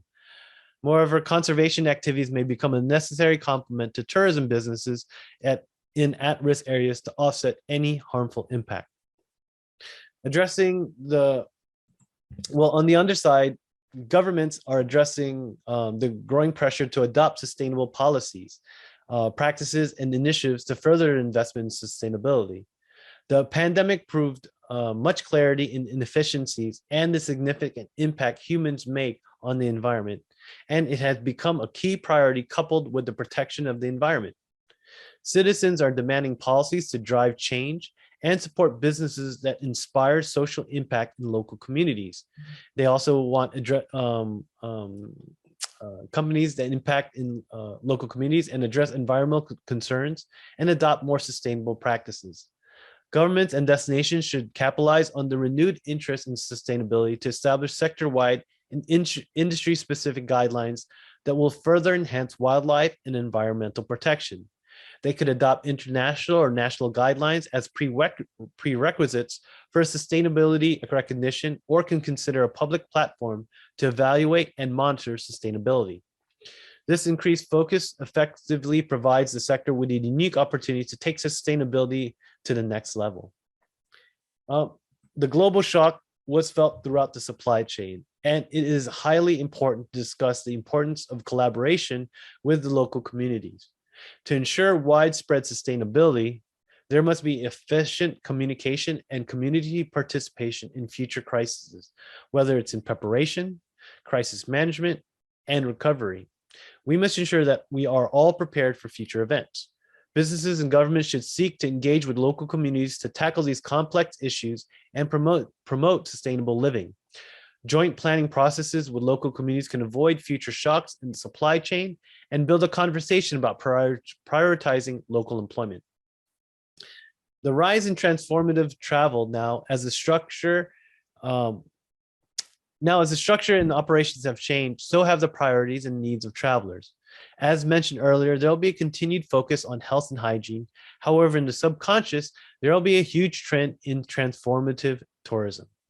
Industry leaders are saying that transformational travel will be the next evolution. Although, like experiential travel, the purpose and deeper communication with the destination and culture will ultimately define the new way of travel. Travelers today are looking for meaningful and purposeful travel, to say that they are looking to evolve and transform. With the freedom to travel being taken away for the last 2 years, the overall feeling of relief and curiosity has blanketed the world. The desire to travel has never been stronger, and we can see the pent-up demand waiting to burst. Travelers are wanting to venture into the unknown to learn wisdom from cultures and places outside of their own. And then they're returning home to implement the knowledge that they receive, ultimately changing their lives and the lives of people around them. It's this post-travel action that separates experiential travel from transformational travel. The pandemic removed access to roam free and explore for a limited time. However, it gave people the opportunity to self-reflect and find a higher consciousness about the meaning of their travels and what they expect from it. This self-reflection enabled travelers to gain more perspective, to see things in a wide range of possibilities instead of merely in black and white. Extensions of their experiences would lead to donations to conservation efforts, to the environment, to species, and other humanitarian efforts. The shift to transformational travel is reflected in programming, from adventure and artisan travel to luxury lodges and hotels in both natural and urban locales. Travelers are caring more about where the things they buy come from, People want to feel more connected. And one great way to do that is through the stories behind the things that we use every day. People are looking for an immersive perspective and shifting their product and the challenges that inspires the sophisticated traveler on a deeply personal level. They're looking to create emotions through the powerful medium of storytelling and transforming their life for the better. No longer are wanderers content content to simply get that money shot or devour something yummy and take pictures or drink cocktails after cocktails. Now they're actually looking for immersive experiences that will transform more than just their Instagram feeds. Their hunger to change is transforming the travel industry itself, and they're offering more adventurous, health-minded globetrotters than ever before. Many luxury hoteliers are now offering transformative experiences for their guests through programming. Although they still focus on health-centric practices, experiences are more about the overall holistic wellness, opposed to only influencing people to eat well or just to stay fit. The rise of retreats are both highly specialized and specific, as well as geared toward personal fulfillment and achieving wellness. They all play a big role in the transformative travel trend. Now, government support will be needed to ensure that emerging destinations have adequate resources to reactivate tourism and to adapt to evolving demand. In effect, digital infrastructural investments and effective destination marketing strategies will be key to attracting tourism. While businesses should play a role through digital upskilling of the local workforce, public-private community partnerships will be central to ensuring the sustainable and inclusive growth of these destinations. Okay.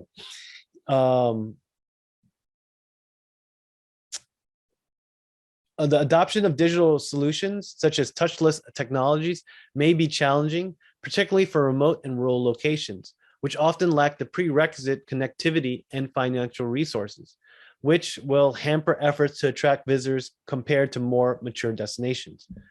Proactively addressing such digital inequalities will ensure that they are not further exacerbated, especially in the early phases of tourism's recovery. It will be important for the governments to invest in digital infrastructure for emerging destinations and remote areas, as well as to enhance digital skills within the local communities. With travelers progressively favoring journeys off the beaten path, governments have a unique opportunity to promote lesser known destinations, which would not only broaden and spread the travel and tourism economic benefits beyond the hotspots, but also address existing concerns associated with crowds. In this context, targeted destination marketing strategies should emphasize emerging destinations and highlight smaller, lesser known operators within these destinations. Now, looking forward, the road ahead may appear uncertain, but we know that the crisis is the true revealer and that challenges along the way can and will be converted into opportunities. The industry will adapt and ultimately return stronger. The industry's success will be dependent on all of its key stakeholders, from governments and businesses to employees and destinations, including local communities and even the travelers themselves, to proactively come together and support travel. As seen during the pandemic and until now, there will be a greater focus on cooperation between and within governments. Between governments, the sector, between the local communities, and within the travel tourism sector itself. Organizations, government bodies will need to work together to ease the burden on the traveler, with public-private community partnerships as a key to success.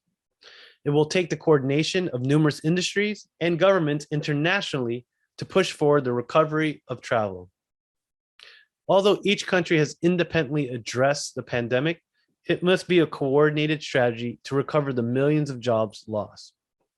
As we progress forward, it is important to stress that restoring travelers' overall sense of safety and comfort should take precedence over all or any competition. We must get travel restarted and evolve towards the future today.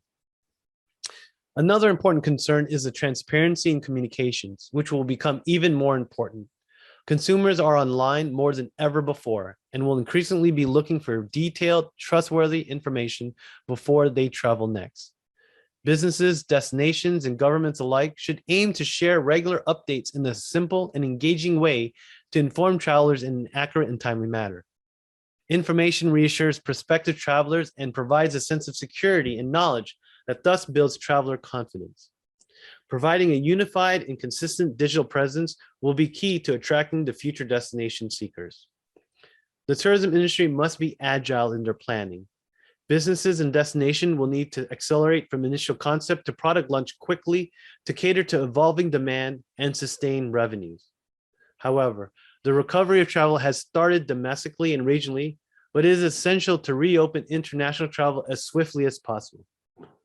By doing so, we can ensure the sector's fast recovery. While the creation of an international framework for testing and tracing, as well as testing on departure, will be the key in short term, the sector will need to rapidly pivot and create new protocols and frameworks that is fluid, efficient, and provides as little inconvenience to the travelers. Honestly, as you look at the overall ingenuity shown by the tourism industry over the past few months, it is shocking how fast this industry has responded. For everyone watching, please remember the actions taken today are important building blocks for the long-term resilience of travel.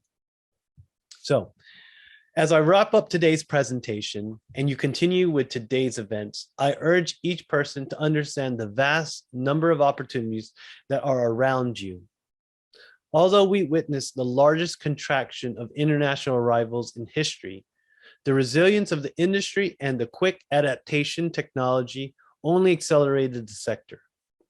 As each country, organization, and business strategizes the next few years, please consider these important takeaways.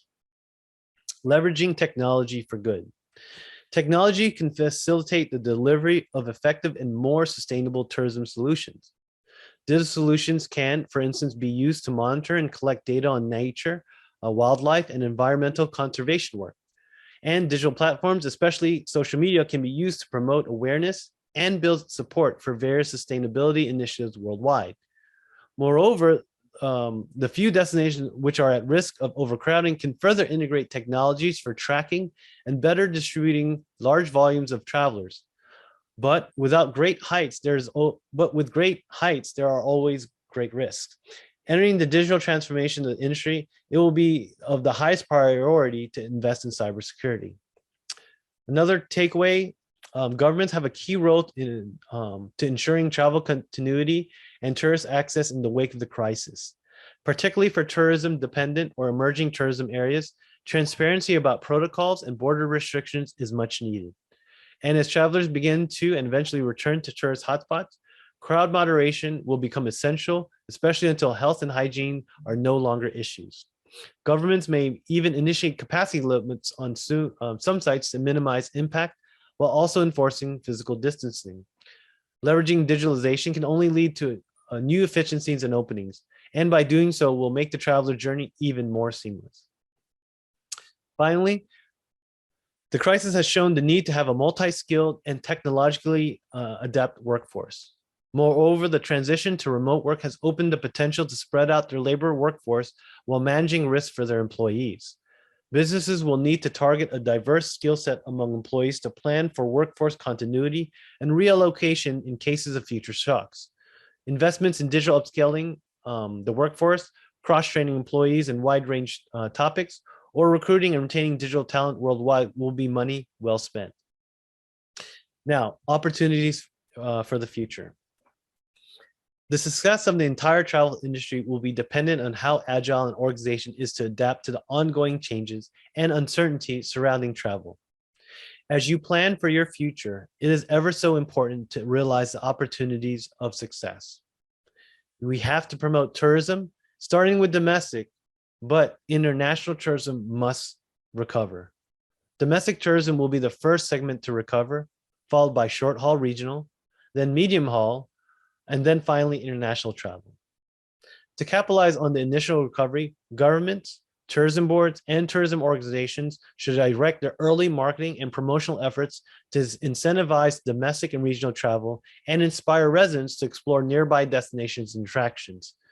Such an approach has been taken by Saudi Arabia, where the Saudi Tourism Authority announced plans to prepare the longest recreational tourist pass to promote domestic tourism.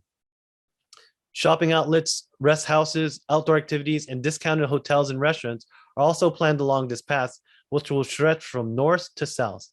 Importantly, government tourism boards and organizations should also prepare and provide early marketing and promotional incentives to stimulate the earliest possible regrowth and recovery of internal travel and tourism. However, we must coordinate with all stakeholders, governments, private and public, on a coordinated action plan to restart international tourism. The potential to capture a larger market share of bucket list tourism off the beaten path and the opportunity to redefine the fascination and the allure of the Philippines cannot be overstated. International travelers are looking for destinations that will alter their thinking and transform their perspective. This is opportunities in creating transformational experiences only unique to our country. To stimulate demand, destinations should offer early consumer incentives for travel spending, starting with domestic travelers and expanding regionally and internationally as quick as possible. These measures can be used alongside direct marketing to incentivize travel in the short term, particularly while travelers may be still wary of traveling. Identifying traveler concerns like travel insurance, subsidizing for medical care while traveling, and direct cash or voucher reimbursement can initiate consumer demand. Incentive travel has become very successful, as seen in Thailand, which has launched the Thailand Travel Shield following the 2014 political crisis to provide online insurance with coverage for civil unrest. Most recently, in response to the pandemic, the Thai government announced a domestic travel subsidy program providing 40% subsidies on the domestic accommodations, food and attraction, as well as air travel. The South Korean government, on the other hand, opted to expand its vacation bonus subsidy program to encourage local tourism by providing employees of small companies with vacation bonuses partly subsidized by the government through a prepaid debit card. While other governments have considered exploring the implementation of a 4-day working week and 3-day weekend, this is to help boost productivity while incentivizing travel during extended weekends and boosting consumption to accelerate recovery. We need to protect the travelers.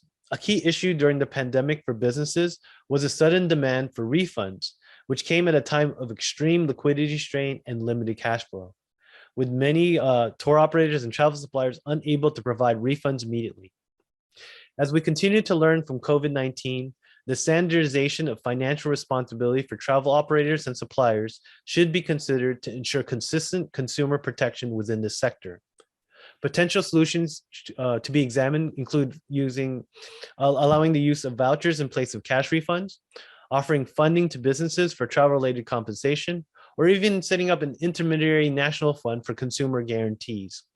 Greece, for instance, implemented a policy allowing travel and tourism businesses to reimburse a customer for canceled reservations using vouchers instead of cash refunds, while the UK enhanced travel protection through the government, ensuring that the passengers who accepted refund credit notes for canceled holidays because of COVID will be protected even if the company that they have booked with later collapsed out of bankruptcy. With a unified and collaborative partnership, the entire industry would benefit for a consumer confidence standpoint if the tourism sector found ways to regulate certain practices for unified standardization while shielding the traveler and not jeopardizing their finance and trust. And finally, redefining the narrative.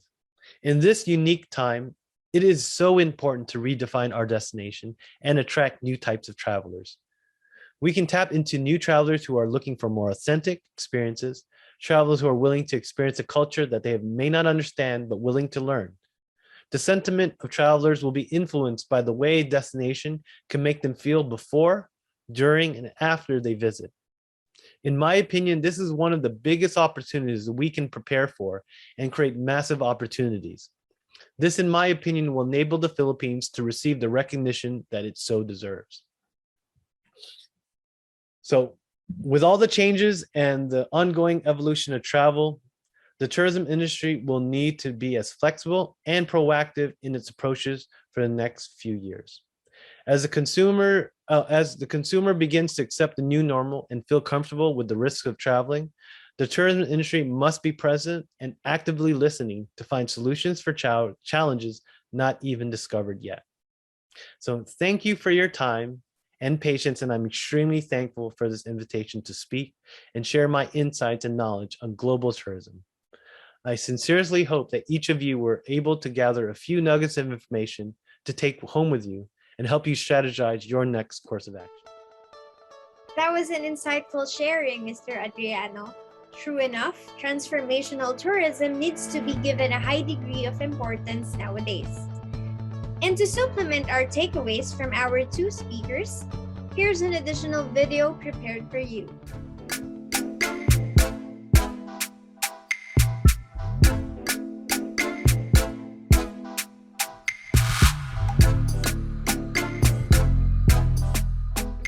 Every travel experience, from a weekend away to an epic journey of a lifetime, is an opportunity to transform. In fact, in most cases, the mere decision to travel is a decision to somehow change. You may want to come back from your trip restored and grounded. You may be seeking to deepen your relationships with your family or your partner or your friends. Or you may be looking to learn something new or challenge yourself in a new way. All of these are an opportunity to somehow transform, to change who you are in small ways or big. So think about what your intentions are when you travel and know that with those in your suitcase, you are ready to transform. We naturally descend from nomadic peoples. It's innate for us to travel. It's innate for us to wander, to explore, to experience different lands, different people, different ways. So important to fully open, immerse in the textures and the rhythms of every location, every person you meet, every encounter, every aspect of nature that you engage. Fully open your senses, open your heart. Transformation and positive action comes from renewing your mind by seeing yourself and the world differently. So travel with intention to create a space that exposes you to a new way of thinking, either by reflection or through experiences, is a powerful way to change yourself, to change your life, and have a positive impact on the world around you. Surprise is the secret ingredient of our best memory. So that thrill and excitement of going into the unknown, it's a very transformative and powerful emotion. A different version of yourself actually come out and helps you manage the new situation. 30 years ago, it was about running wild rivers located in very pristine locations and seeing how myself and the people with me were transformed. Today, I do keep traveling to places around the world where I can feed myself with that energy coming very pure from the earth and rising up to the stars. And I do go there seeking for that food for the soul, just like a thirsty man would seek for a well in the desert. And the other type of transformation that really touches me is when you get to meet people. Their arrangements cannot be made. You just get to meet them by coincidence, by the destiny.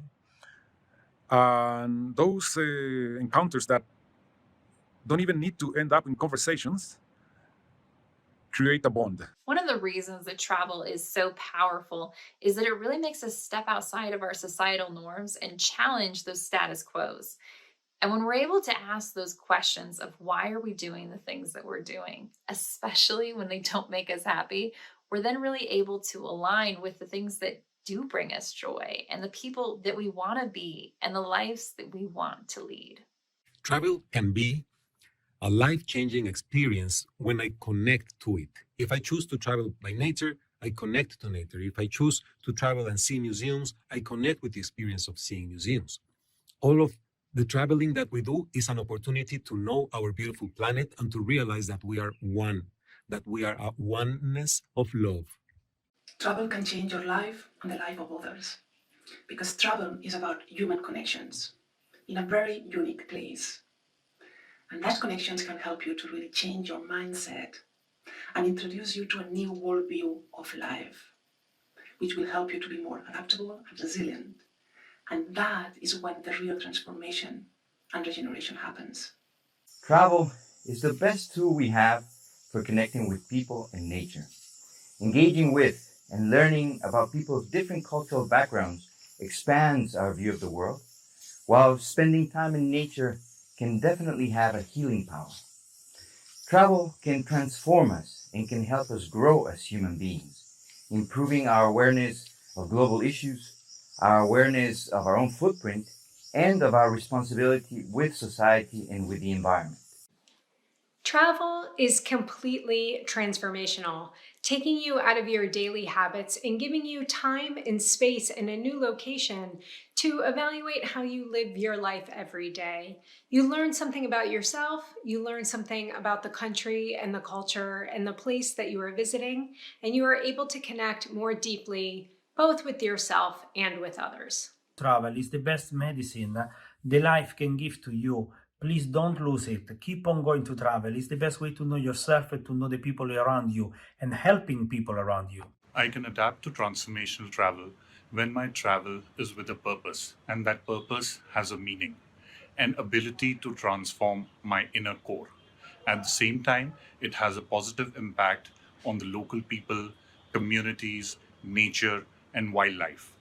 It's like a full circle. This is a form of travel which is for the greater good and long term sustainability.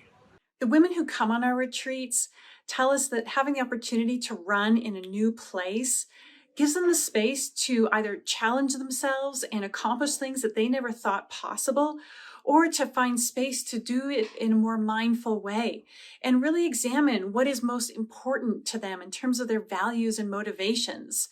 These insights and transformations can then carry home with them and have a lasting impact on their lives. I like walking. I like the process. I like the movement. I like that each step is a journey. I like the sensation. I like the pathway to new connections. I like to stop. I like to take the time to stop and listen, to learn, to let my senses open. I like to stop and feel the moment of not walking. It's in those moments that I transform.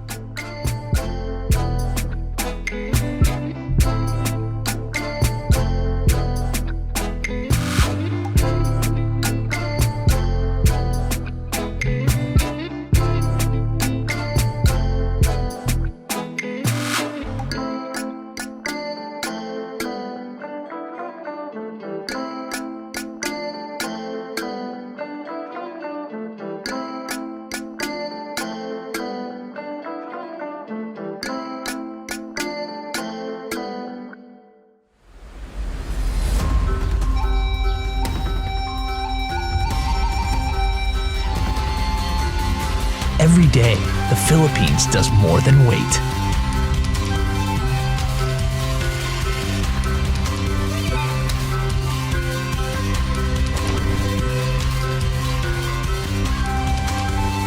Putting together new adventures.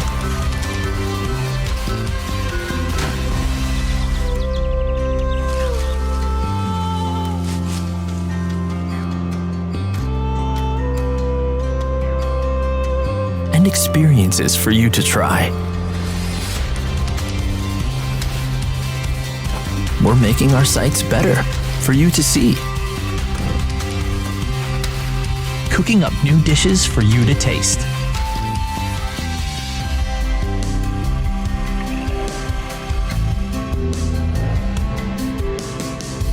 And preparing cultural discoveries for you to feel. And we're not stopping.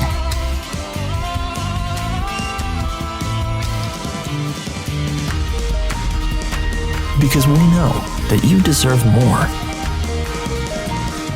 We can't wait to welcome you.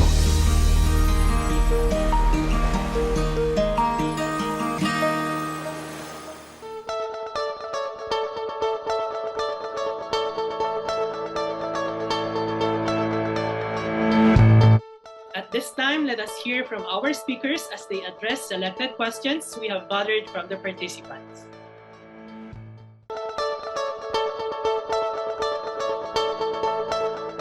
Buhay. I am Kevin Di Maruput, LTSPWC Chapter Auditor. I am Kevin Di Maruput, LTSPWC Chapter Auditor.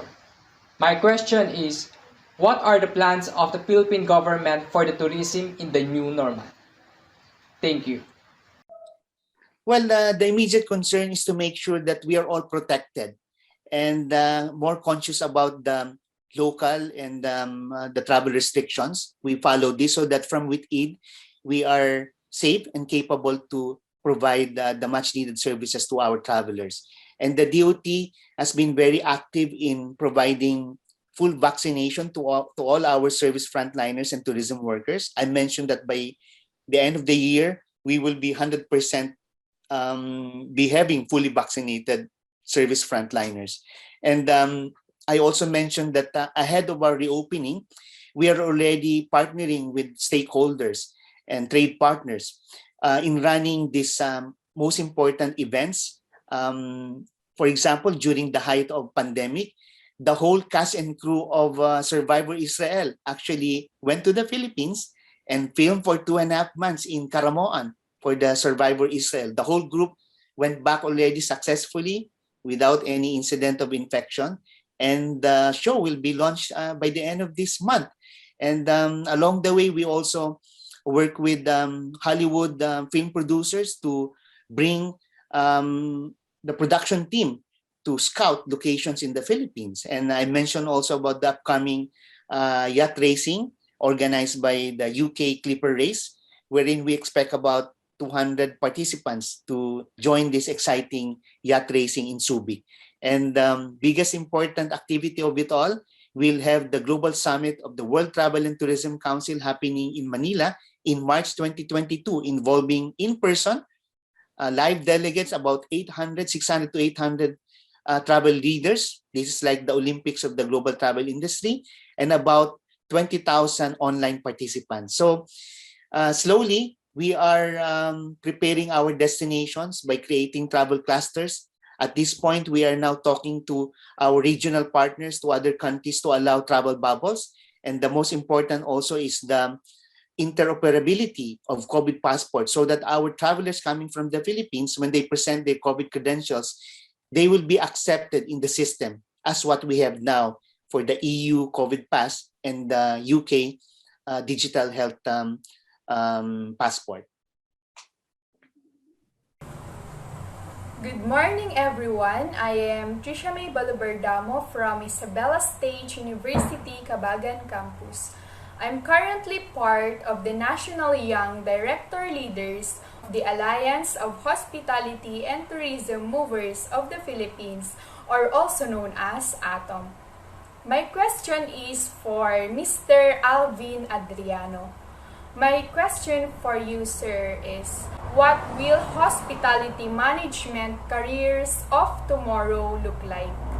Again, what will hospitality management careers of tomorrow look like? Thank you. So yeah, that's a great question, and too think about the possibilities and the future challenges that it's going to happen. It's hard to say, but let me start by saying what it won't be. First, it won't be the same.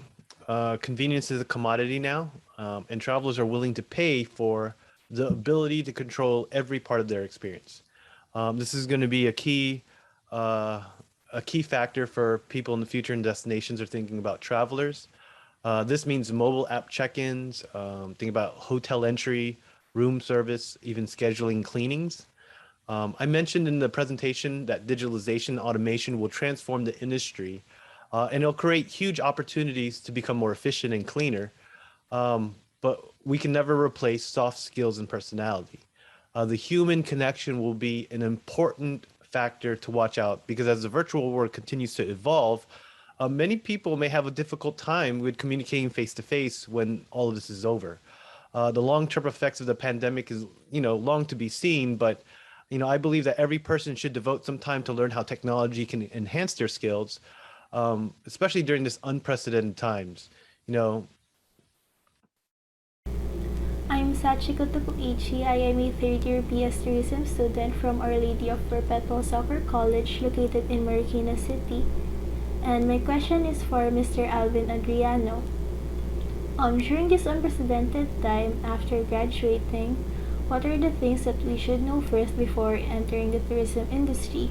And what would be your advice for the people who are still figuring things out? Well, This industry, it revolves around people. Our industry will always be focused on connecting with people. If you truly want to be successful in the tourism industry, always create networking opportunities to meet and discover people. As passionate as you are about traveling the world, you should be really excited to meet different people. The people all around the world who you are visiting, the travelers today, they focus on shrines and temples, man-made buildings or beaches and stuff like that. Those are great, but the true treasure in a destination are the people. These people are what makes the country run, what maintains traditions and morals. These are the people who erected buildings, who we often forget how important people are to travel. Learning about these people is the true key of travel. And as you grow in your journey, especially in the tourism industry, your network of people who believe in you will be your greatest asset. Make sure you always leave a great impression of people to people, because those are the same people who will give you an opportunity or give you a hand when you need it most. Greetings everyone, I am Mikael Taunan and I am a student from Malay College. For Mr. Jerry Panga, what is the importance of transforming tourism nowadays in this time of pandemic?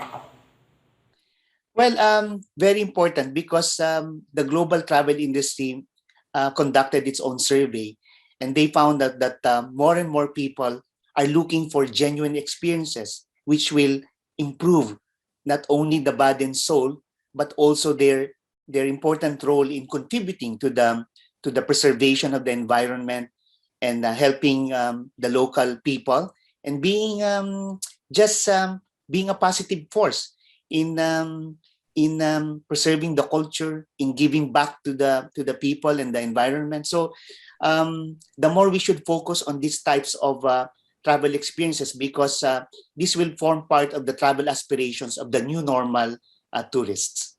So definitely that's the way to go. And we are ready with our Philippine programs pertaining to transformative tourism. Hey, good morning. I'm Jed Klingan, a third year HRM student from the Lyceum of the Philippines, University, Manila. Here's my question. What are the things that you can advise to the students that will help them for their future career, especially now that everything is going digital? Thank you. Yeah, I guess I answered that a little bit on the first question. But yeah, it's an important question though. People are worried about their jobs and their livelihoods, and I know it can be very, very scary. But if you truly love this industry, then you must accept one thing. It's really how to accept uncertainty. You cannot love the travel and tourism industry without being comfortable with uncertainty, especially with everything that's going on in life. Nothing in life is guaranteed. However, the way you approach challenges in your life is what you can control. This is the power of the industry that we're in. You saw it over the last 18 months. Tourism and travel is still here, and we're not going to go anywhere. The world stopped, and the industry continues to rise. We reset, but we're still going to grow. Imagine when you look back in history and when you see from the dust which people are continuing to strive. Well, those are who will say are the pioneers, who are able to go a little bit further than most people. See, the opportunity we all have right now is change. Change is inevitable. But unlike before, we can change the industry the way we want to. All you have to do is accept the challenge. Greetings everyone, I am Daniel Shudina Bangayan from Malay College. For Mr. Jerry Pama, what are the innovations of tourism in this new normal setup? Well, we have already made a lot of progress in terms of keeping our service facilities and our frontliners up to the global standards. I mentioned that we are part of the WTTC Safe Travel Stamps, wherein we have global compliance in terms of providing safe and healthy travel experiences for everyone. In terms of digital technology, we support our industry sector members with regard to digital marketing. And we also have our own sophisticated and technologically advanced travel app to guide the travelers with regard to the latest updates and latest information on the travel destinations. And more and more we see this when we travel and when we check in at the airlines, also in the airports, we have a lot of sensors to make way for the touchless and cashless transactions. I mentioned this earlier. And also in our cities, we also have the smart technology, the sensors, the automation, the robotics technology to be able to provide travelers with information even pertaining to the air quality, the emission of carbon and the likes. So in the future, we talk about the driverless vehicles, all these innovations, and the Philippines is moving on the same direction. Mabuhay! I am Mylene Kapuli, LTSP Dogsu Chapter President. My question is, what will tourism leaders do to remain competitive in an ever-evolving environment? Thank you. Well, to be competitive is to be one with the global standards. We mentioned this again. All these travelers will look for anything that will assure them in terms of their health and safety consideration. So that much is very important. And secondly, we need to make sure that when we reopen, there will be ease of access in our borders, in our airports. We have to make sure that it will be convenient and less of a hassle in terms of our restrictive quarantine requirements. And we're moving in a very positive way because recently the IATF issued a resolution, a policy that now allows fully vaccinated travelers from green countries who do not have to quarantine in a facility-based hotel or quarantine facility. They can just go home and monitor themselves accordingly. So, and also we need to be as flexible in terms of with our travel offers. Make sure that we allow the travelers to rebook and do with all the necessary changes in their travel plans, and also don't assess any penalties for any cancellation. So I guess the most important thing is to always be agile as we pivot to all the demands of these new normal travelers. And digital marketing plays a very important role. In terms of marketing, we enjoy this massive data online to guide us in understanding and anticipating the demands of the new normal. There's just so much massive data. We need to take advantage of these digital tools, like the social listening tools, where we are able to capture what the consumers are talking about on social media, and market funneling, where we are able to measure and monitor the purchasing behavior of the travelers down to the conversion when they buy the actual tickets and hotel arrangements in the Philippines. So in all this, I don't know if we still believe that there will be 100% herd immunity, but they're saying that a particular destination must be at least 70% having herd immunity to be able to service properly the incoming new normal travelers. Good day, my name is Marius Jeromar Uruña. I am a fourth-year student of BS Tourism Management from Philippine Women's University, and I have a question for Sir Alvin. Any message for those people who still doubt what they are capable of? Any motivational words that could help us to keep going and to pursue the dreams we have in this time of pandemic? Thank you. Wow, these are really great questions. So the best one, right? The best one for last. All right. So I'm a father of three, and I love watching kids' movies. They always have a greater meaning and purpose. And as parents, that's what we want for our kids to learn how to have a greater purpose. I can tell you one of my favorite movies is Kung Fu Panda. In the movie, they talk about the secret sauce, which makes people great. This key ingredient will determine if a person will be successful, like in the movie, The Dragon Warrior. Now, if you watch the movie, you'll know that the secret sauce is basically you. That when it comes to finding your potential, the secret ingredient is believing in yourself. Well, that's the magic. If you can believe in yourself, you can make anything possible. The pandemic, like anything else, is just a chapter in your story. So don't be afraid to write your own stories. And I know you'll find your own happy ending. So I hope that helps.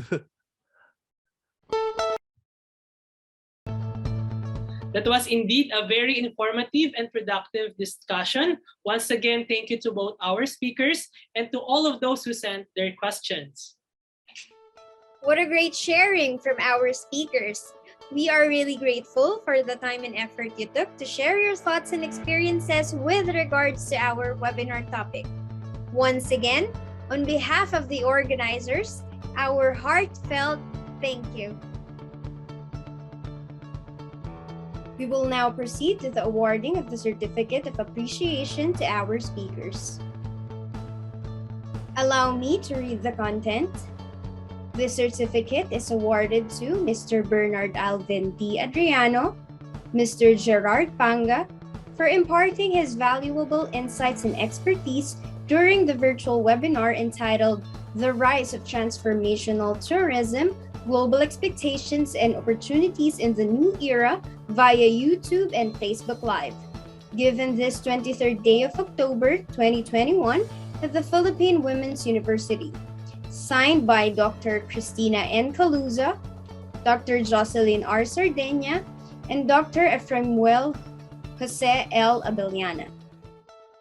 And now to give the closing remarks, let us give a warm welcome to the Dean of School of Tourism and Hospitality Management, Dr. Eframuel Jose Abellana. Thank you very much and good morning. To our University President, Mr. Marco Alfredo M. Benitez, to our University Chancellor and Senior Vice President for Academic Affairs, Dr. Felina C. Yang, Madam, and to my fellow deans and program chairs and directors of our university, to our keynote speaker, the Philippine Department of Tourism Secretary, Bernadette Romulo Puyat, Madam, and of course to our two other speakers, Mr. Gerard Panga, the Tourism Attaché for United Kingdom and Director for Northern and Southern Europe of DOT London, and Mr. Alvin Adriano, the Chief Operating Officer of TravelWise International, Fort Washington, Maryland, USA. And to our faculty members, the professors, Dr. Sardenia, Jocelyn, and Dr. Cristina Caluza. Madam, thank you so much for your time for this collaboration of your work with, of course, the chair of the committee, Ernesto Tesson, with your leadership, sir. Thank you. I salute. And the rest of your team members. And to the other faculty members, Dr. Edgar Moreno, Dr. Haji Alegre, Dr. Jocelyn Sardenia, and of course, Dr. Erlinda Zacarias, Dr. Angel Blanco, Dr. Ed Moreno, and Attorney Inigo Perez, and Ma'am Mercy, of course, from our office. I certainly thank you for your efforts, for your time this afternoon. I'd like to congratulate this batch, the Master of Science in Tourism Management, with your theme this afternoon. Okay, of the two subjects, collaboration of two subjects, current trends and issues in tourism and hospitality industry, and of course, the advanced global geography and culture of tourism. With your theme, the rise of transformational tourism, global expectations and opportunities in the new era. Indeed, we are already aware and well thought-provoking about these leaderships, about you, everyone, educators, students in this new tourism discipline, and of course, this transformational tourism that we have called, and explore this current global appetite for travel amidst this pandemic, and having these global and domestic opportunities that we have learned today from our resource speakers. So I'd like to say thank you, everyone, for the time that you have spent, especially our audience, our virtual audience all over the world. Thank you so much. I think we have 6,000 delegates, registered delegates, in other organizations or schools. I really appreciate for this time.